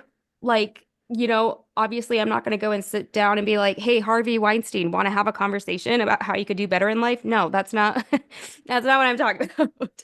But, I think people, like I said, like Lizzo or Rihanna, like I said, putting Johnny Depp out there like that. When again, this is a woman who was in a DV relationship. We also saw that very much in our face and those pictures of her. And that stayed with me. So then to see that she did that with Depp, I was like, really? Really? It's one thing to forgive your abuser. That's your right. If you feel like you're in the space and you can do that, that is your right. I can't judge that. That's your path. That's your journey of healing. If that's what's helping you, then okay. But I'm not going to judge you for that. But I do have questions with this guy, and it's frustrating. And so, like I said, I mean, I just appreciate you like validating that because, like I said, these are the convoluted feelings I have as a survivor. And I think that really has been like my source to being able to come to you and be like, sometimes I can't rationalize these things that I'm feeling, And so it's like, okay, because I can't help my heart. I am an empath at the end of the day, and that's what my trauma has done to me. And it's hard to turn off.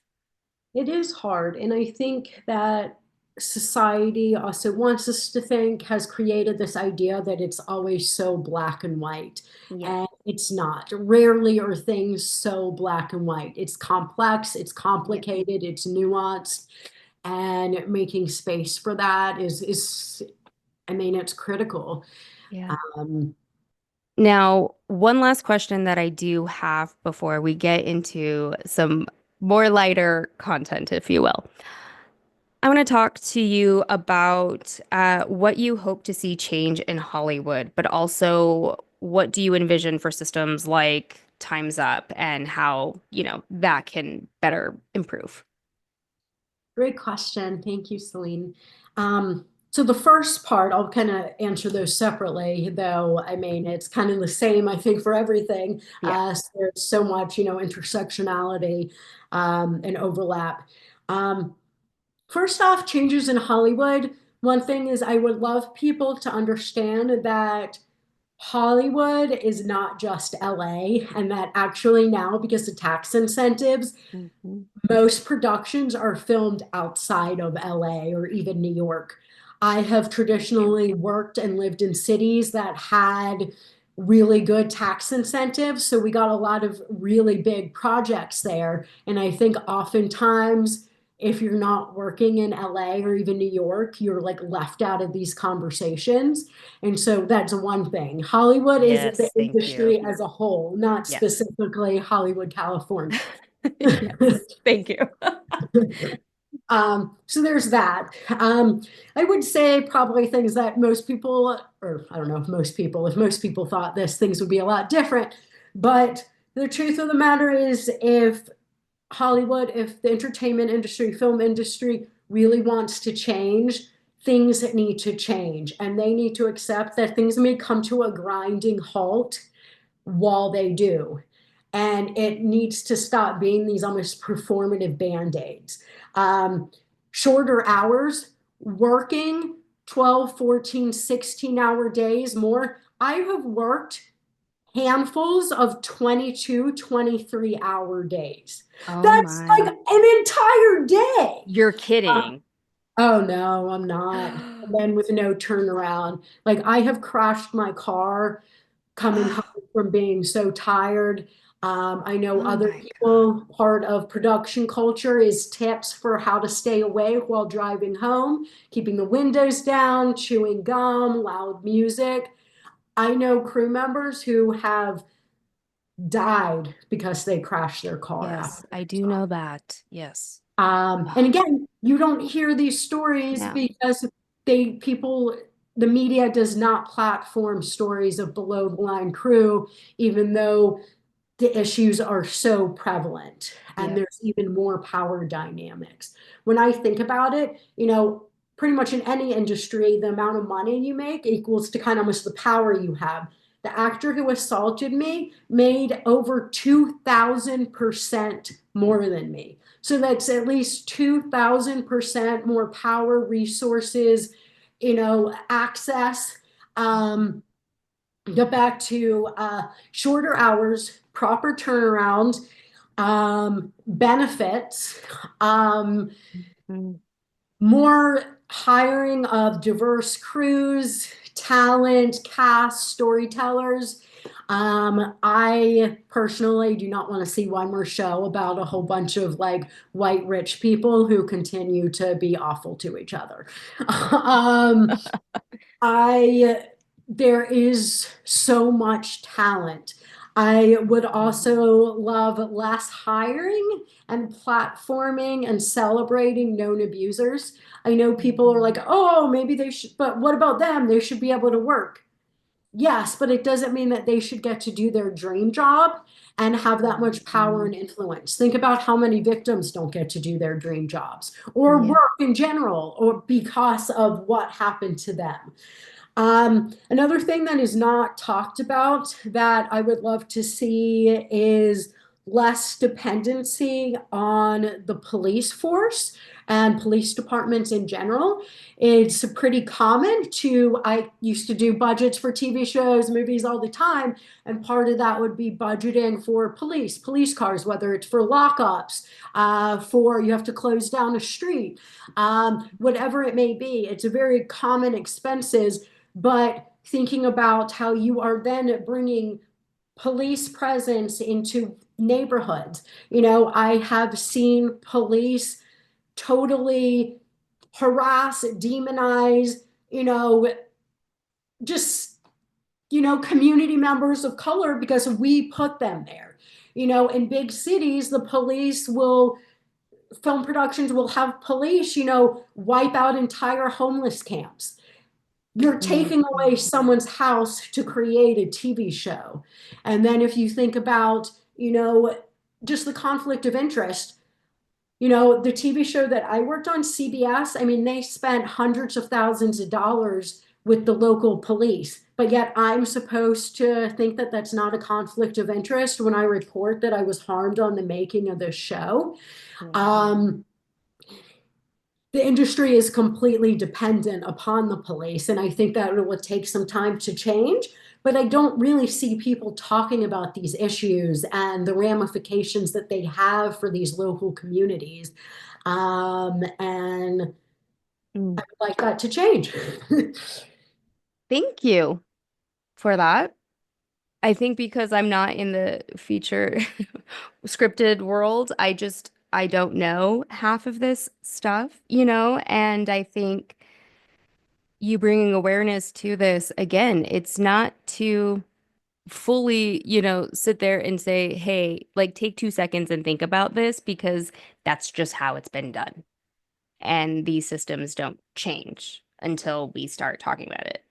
I mean, hello, intimacy coordinating. And according to It Ends With Us, that didn't seem to be necessary for that film. So, once again, you know, I mean, this is why we have to talk about these things. And it doesn't mean shut down Hollywood, shut down every production. No, it's just taking that little step further to identify places where you can film. I mean, yes, I understand big cities, do what you will, but come on. You know, it's like there really needs to be this level of humanity, and it feels very elitist at times, not at times usually. You know, again, this industry is very much put on a pedestal, and again, people get very excited when they find out what I do, but you know, again, which is why this podcast exists. So, amen to all of that. Now, to the second part of my question. Here we go. Yes. And to your point, small changes make big differences. Hmm. Not everything is good. Nothing is going to change overnight. Like that's just not Exactly. how it works. But even just thinking about it, I mean, the things that I've seen, like it's just important to have think about. Yeah. As far as the survivor space, um, I would love to see. Well, let me backtrack. So I know I'm not the only one. So with MTMV, I actually something I'm really proud of is I created with MTMV, I created one of the first social media based communities for survivors and their supporters. And I have had a very big influence about how we talk about survivorship and trauma online. And I'm really Yeah. proud of that work. And as my work has evolved and turning into the community that it is, I am very intentional about while I collaborate and work with, and ultimately it's up to a survivor what systems they want to engage with. Yeah. MTMV is kind of outside of these systems. Um, there's so much critical work being done by victim advocates, you know, at, you know, with the DA's office, you know, some law firms, you know, different organizations, nonprofits. But also, we have to acknowledge that a lot of these same systems are antiquated, racist, and not built for survivors. And that is a lot of the work that I do with MTMV is, you know, community as justice. Community can be justice. A survivor gets to decide what justice looks like for them. And I think a lot of what is packaged as justice for survivors is largely inaccessible, prohibitively expensive, and completely re-traumatizing because these systems are not built or centered for survivors. And I often see these same oppressive systems in the body of what's supposed to be support or justice for survivors. And I think one of the issues, the main issues with like Time's Up is centering perpetrators. And when you look at, Toronto Burke's work, with the original Me Too movement before it kind of went viral and had a life of its own, it's because it's based in community. It is based in survivors or the experts. We need like caring about survivors, centering needs, resources for survivors. And I would love to see more of that because nothing has changed. And I feel like with Me Too, there's just has been so much almost PR for these antiquated, oppressive systems. Nothing has really fundamentally changed again in these, racist, antiquated systems, but that is what we continue as a society to invest in. And if we Mm-hmm. invest in survivors, invest in survivor communities, invest in survivor-led initiatives, acknowledging that survivors are the experts and acknowledging that centering survivors' unique needs. I just think that that's the future, and I just want to scream into the void sometimes because sometimes I'll be like someone in an organization will be like, "Oh, we want to be the next Times Up," and it's like, when are we going to learn? It's just, I think, human nature. I think even I just see so much support for these systems and institutions that survivors admittedly say these systems are failing us, but yet as a whole, we continue to invest in them. And not Mm-hmm. saying that we shouldn't, because they need to change and grow and evolve, but we're leaving, the way I see it, so many survivor focused, survivor informed initiatives behind for the sake of these perpetrator centered systems. I think that is actually one of the biggest challenges that I face in MTMV is that despite me almost like literally creating this template that you see for survivor communities, and the work that I do and the direct support, because I'm not assigned to one of these larger institutions, my work isn't taken as seriously. It's not as financially supported. I'm seen as almost like it's a fun little project versus the actual serious work that it is. And I just find that really interesting. And I hope that changes. I have to say yes and co-sign to all of this. I well, first of all, I am so happy to hear that you are proud of yourself for what you have built and created because like I said, I am so proud of you for that, first of all, but it just makes me happy to hear that self-recognition because it is so impressive.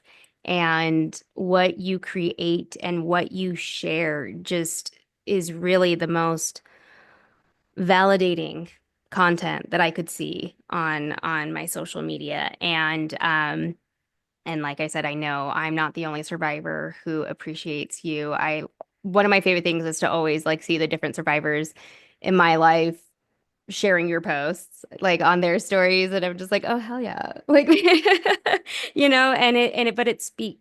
but it speaks to the volumes of the work that you are doing and tirelessly doing and so underfunded. Like let's just call that out there. But what I think, what you're sharing and what you are saying, it is so important, again, to have these systems. And there are so many systems that fail us time and time again. And I know the importance of, what it means to have these resources because I didn't have those resources. Even reporting to the campus police, I was given zero, resources.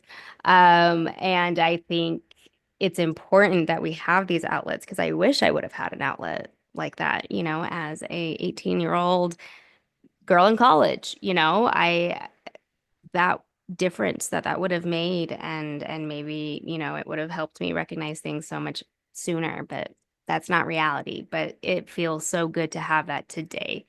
At almost 38 years old, literally like it just it warms my heart to see the work that you're doing and what you're going to be continuing to do. And it again, I know how excited I'm sure your community is going to be like with this interview and, to really hear you, you and your voice because it is, your post. But like you said, the fact that you finally decided to have your name out there, have your face out there, it is such a sight to see because I think, yeah, I probably started following you maybe in 2022, I would say, or maybe 2021. We'll see, somewhere around there, I think. But I do remember like finally seeing you and I was like, oh, there she is. And it was just, yeah, it was just it's a cool thing to see and to watch your journey because it's still your journey too. And I don't want that lost on anybody. So thank you from me and I'm sure the many other survivors that sit here and just look forward to your posts and getting to know the person that you are. So thank Thank you. That means more to me than you know. you. My heart. All right. Well, like I said, this is the time to now for us to get to know Lauren. But before I get there, can we talk about tofu and donut for a minute? That is literally my favorite thing to talk about. I think we're going to need to schedule an entire different podcast just so we can talk about the wonder The that is pups. Yeah. foodie cutie and donut fritter. To foodie cutie, tofu for short, and donut fritter, donut or doni for short, are without a doubt the loves of my lives. Mhm. Tofu is my soulmate, my late pup. I had her for 18 years. I got her, I think I had just turned 21. She lived for 18 years and she really taught me what love was and what unconditional love was. And she had a mohawk and a little snaggletooth, total punk rock chick, like totally awesome. She's the best of us, had so much personality. I, she changed my life, and she still continues to. Um, it's also been fun that in the community, I always share pictures and anecdotes about tofu and now donut, and it's been really fun because it feels like they're part of the community. Yeah. And I think that I'm not alone with that. I think for everyone, but especially for survivors, having that companionship with an animal is such a lifeline. Um, Hmm. I lost my sweet tofu shortly after she turned 18, which the fact that that girl lived till 18 was just such Is a nuts. testament to our love and relationship. Yeah. Yeah. Um, she just was such a fiery little monkey. And um, I try not to say never because that always, bites me in the bum. But I didn't really think that I'd ever get another, dog. I just didn't think so. And then after so many months, and especially because I live alone, like not having a little bestie to always hang out with, I started kind of looking and I was like, no, I'm not ready. I'm not ready. And then I was, looking at adoption sites and stuff. And Hmm. it's so much, it's like almost like online dating, but for dogs. It's so much better. Uh, um, and I saw this picture of Donut. Her name was originally Patches. And I saw, Oh, and it was like, oh crap. And like I closed the browser, was like moved on, and I kept opening it up, opening it up. And I oh, remember sending a text to my best friend. And I'm like, do you think Patches is cute? And they're like, yeah. And I'm like, I just knew. Like, I yeah. just knew. And I've had Donut for a year, about a year and a half. Got her when she was 3 months old. Mm. And she is such a menace. She is, it's been like 18 years since we had a puppy. It's been a lot and a little bit of a Yeah. reminder that I'm not as young as I once was. But she brings me so much joy.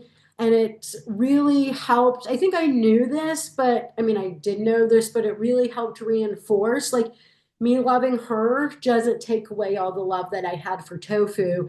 And just Mm.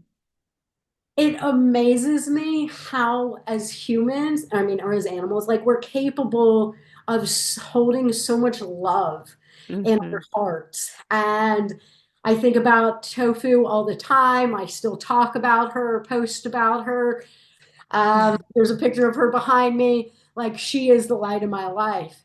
And now so is Donut. And while we have different relationships, and I had Tofu for 18 years, only had Donut for, a year and a half now, the way my heart has been able to grow and expand, I don't know, seems so hopeful to me. I don't know. I really like that. Oh, that's beautiful. And I totally get it. I mean, yeah, I think you're right. Like survivors having that companionship, whether it be a cat or a dog or any animal at, that point. But dogs are, oh my gosh. I mean, truly, I say Ron is the menace to society. He's the loveliest little son I bet, could ever imagine. But whew, boy, he's something. But I love it. Like I love that you had 18 years. 18 years. Like I said, I'm just shocked, but it just speaks to the person that you are and that love comes through, with tofu and donut. And I just want to say, but in that picture of tofu, that it's blue with some clouds.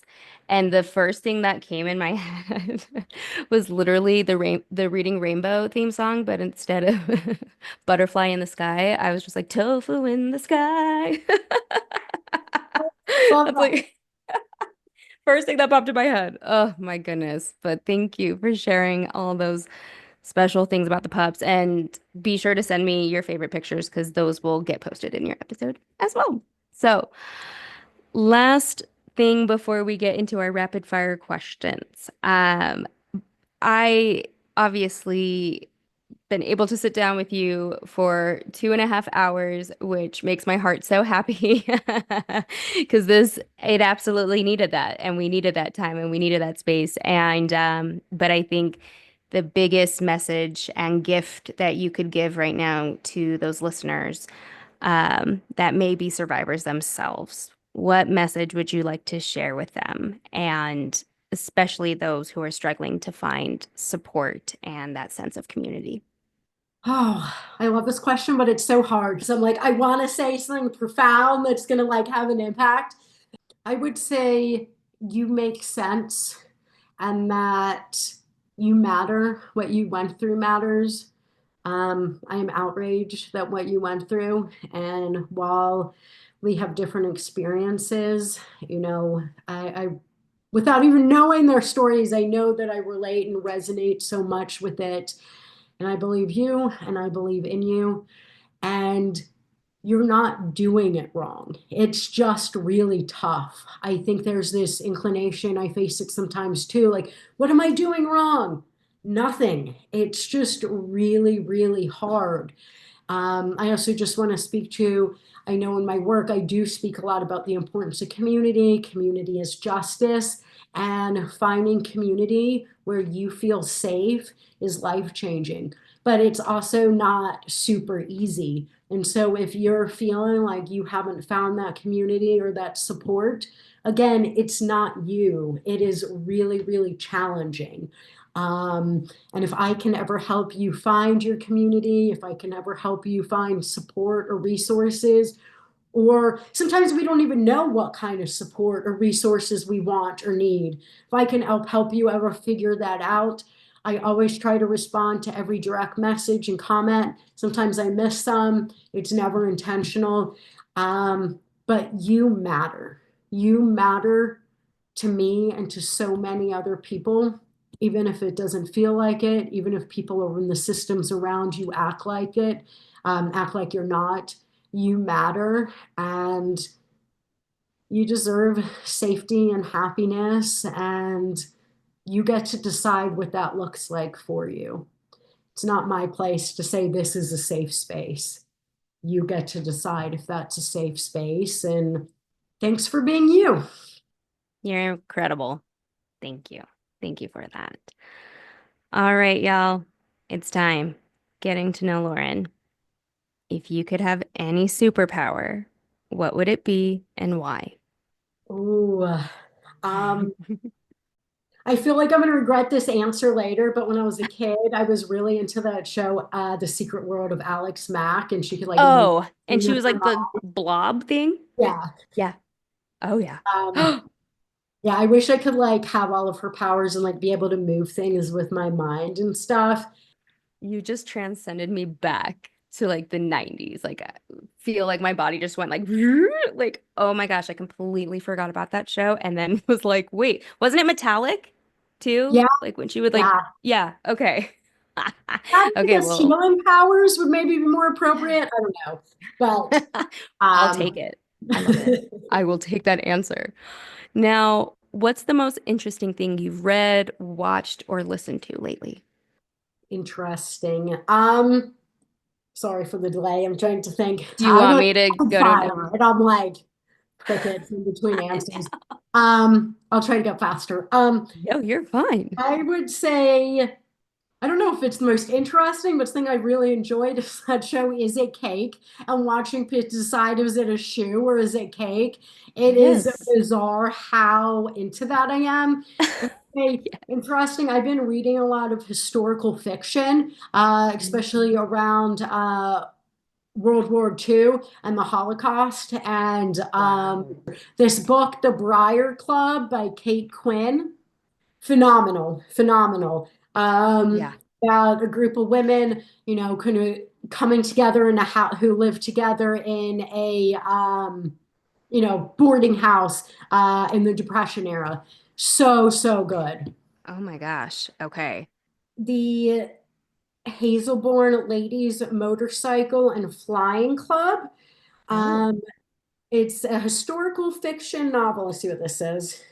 It's the summer of 1919, as about a generation of young women facing the seismic changes brought on by war and dreaming of the boundless possibilities of their future. It's so good. And one thing that stood Wow. out to me that I think I have thought about every day since is in the book, they have this big celebration for all the veterans after the war.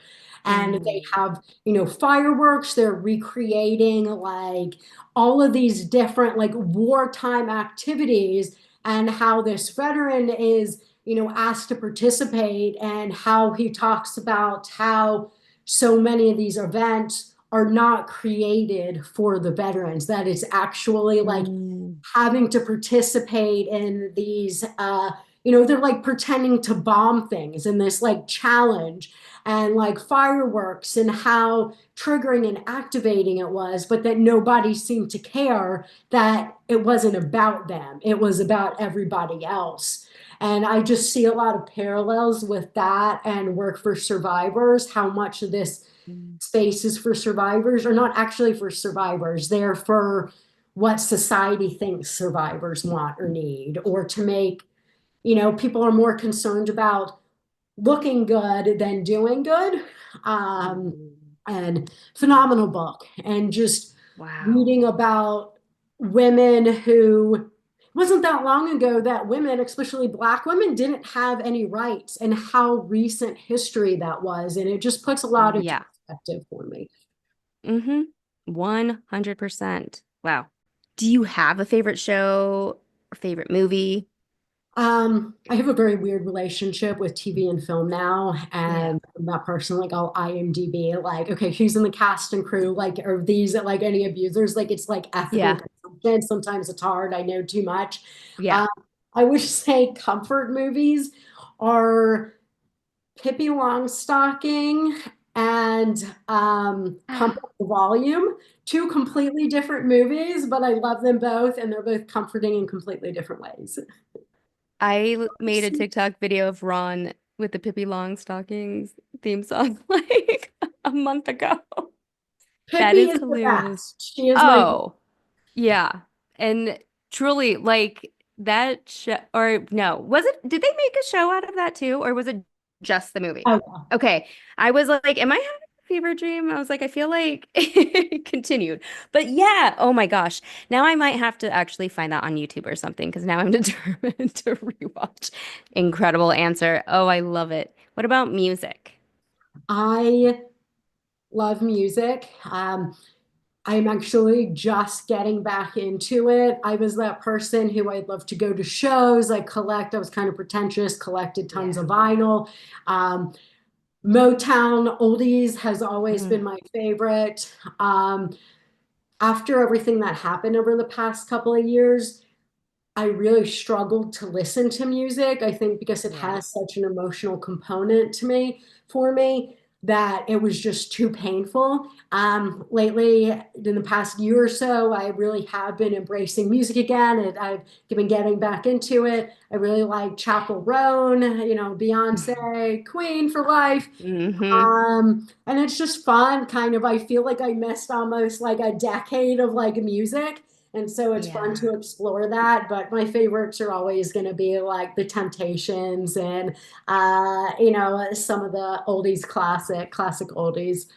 Uh, agree. Now, if you were an animal though, which one would you be and why? Oh, this is a fun one. Maybe a dog, but specifically my dog, because I know how pampered it's like how good a life they have. So maybe that. Lauren, that was my answer. That was my Yeah. answer. Yes, I said run. Amazing. Oh, I love this. Now, what's a hobby or passion that would surprise people? Oh, that would surprise people. I don't know if it would surprise people, but I don't think it's very common. Um, I'm not as into it as I used to be, or nearly as good at it, but I'm really into hoop dance. There's a whole underground culture and scene of What? hula hoop dancing, and it's not just like jumping through the hoop. It's almost using the hoop as an extension of your body, jamming out with music. So probably I've never heard of this. I'll send you some videos. Wow. I How was did that come to be? I took dance growing up. I've never been the best dancer, but I really like movement, dance, expressing myself in different ways. And I literally woke up one day and was like, you know what would be fun? I should get a hula hoop. And so I went to like Toys R Us or something. This was like 15 years ago, or maybe even longer, 20 years ago. And I got a hoop and I was just in my backyard. And then I went and got burritos with my friend a while Oh later, yeah. and they had this flyer at the shop for hoop classes. And it's a thing. Like, it's a Way. thing people do. Like, some people go to shows. Like, I used to teach hoop classes. Um, and You're so, blowing my mind right now. No way. yeah, there really is such a huge hooping scene. It's also a really good exercise, Oh, I bet. and it helps to strengthen your core. I took these hoop classes from this group for a long time. It was about strengthening your core, not just physically, but emotionally. Hmm. And their motto was belief, strength, grace. Believe you can do something, build that strength, and then you'll find the grace. And just trying to move more, more feather hearted. Um, and that's something that I try to instill in my life as well. Oh, that's beautiful. I need my dancer card revoked because I didn't know that was a thing. So I absolutely want to see videos, please. That's incredible. And I love like Thank you. I'm just also that teaching philosophy. Donut how to jump through a hoop, so I'm hoping that Oh, we can hell have some yeah. sort of routine together. Oh my gosh, please. And then let me know when that happens. I need videos of that too. Now, are you a karaoke person at all? Because if you are, and if you have, what was your song? In my heart, I am. Okay. I'd like to think that I've come out of my shell and I'm less afraid of looking ridiculous now. And that Yeah. if I was around karaoke, I would do it more. I only did it a couple of times. First time I ever did karaoke was at a wrap party for a movie, and Colin Firth made me do karaoke, and I sang Gore's "It's My Party," and I can cry if I want to. Oh my goodness. Okay, what just happened? Um, No way. yeah, Lauren. see, that's a fun memory. I worked as Colin Firth's assistant on a movie at the early on in his Wow. career. You never really know anyone, but Yes. what I saw was completely respectful. Like he was, Wow. it was a really fun, great experience. And Colin Firth got Oh, me to do karaoke for the first time. So that's a fun story. and that song, of course, like that's even funnier. So, what a memory. Wow. Ugh, love it. Do you have a favorite travel spot or somewhere that just feels like it could be home, but it feels safe and comforting? I don't know if I have a favorite. I love San Francisco. I love the Bay Area. Mm, Um, I'm a big mountain person. Um, Being in the mountains, I just feel like helps, like I breathe better if I'm in the mountains. It just, something inside me changes. yeah. Why I Ugh. don't live near so many mountains, I don't know, but it's always nice to go escape. Well, I was about to be like, you should come to Utah and for our mountains, but we have the worst air. Okay, since you brought up Greensboro, and you are welcome to do for that or where you're currently at. But I love highlighting local shops, restaurants, bookstores, small businesses. Who do you want to give a shout out to? If I can do two, I'll do one from growing up. Do And right it. here, growing up, there is a health food co-op called Deep Roots Market that I worked out for years. Mm. Before I worked out in the film industry, I worked at health food stores for years. And it's just a small little co-op. I have so many good memories, and I'm a big fan of co-ops in general. Um, Here in Richmond, I want to give a shout out to my friend Britt and her organization Feel Good RVA. RVA stands for Richmond, Virginia. And she does a lot of work with bringing community and awareness with mental health and fulfillment in life. I've gotten to work with her a few times. That she does these really great community building events, and I'm just all about community building, and Mm. she does that so incredibly on a local level. Hi, Uh, Britt. well, make sure you send me her information. I will be sure to get that linked on this episode as well. So, oh, I love it. Love, love, love that answer. Now, last question. Who's one of your heroes and why? I would say I have several, many. Can't have Mm, too many same. heroes. But first thing that comes to mind is my grandma Sarah. She lost most of her family in the Holocaust Nazis. Like her entire village was destroyed when she was just a young girl. She survived most of the Holocaust by hiding out in the woods of Poland. Only her and her dad survived. She lost rest of her family. She met my grandfather in an internment camp after the war. That's where my dad was born. And she lived to her mid 90s. And like in her 80s, she was like, you know what? I wish like, she didn't have the opportunity to go to college. You know, it was all about survival. And um, in her 80s, she went to college. And she was like, she would be like, she's so cute, Swedish little Yiddish lady you could ever Oh, imagine. And she would be like shocked, be like, I think I'm my, professor's favorite. And it's like, of course you are. You are like this 80-year-old woman who walks there every day. oh And my she gosh. really struggled with math. And she took her math class, like probably 5 or 6 times. And they're like, oh, we'll pass you, Sarah. We'll pass you. No, no, I'm gonna earn it. When she was Oh, like 90, she taught herself how to swim. Again, something we don't think about. Like, when would she have ever had the mm, opportunity to learn how to swim or just yeah.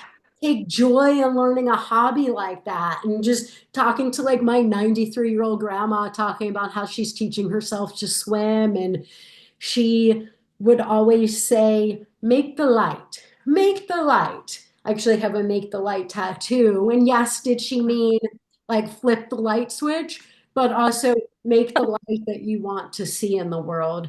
And Oh, that's something that I carry with me every day. Grandma Sarah was the oh, best. Grandma Sarah. Oh, my heart. And she also Well, wrote a book. She published a book.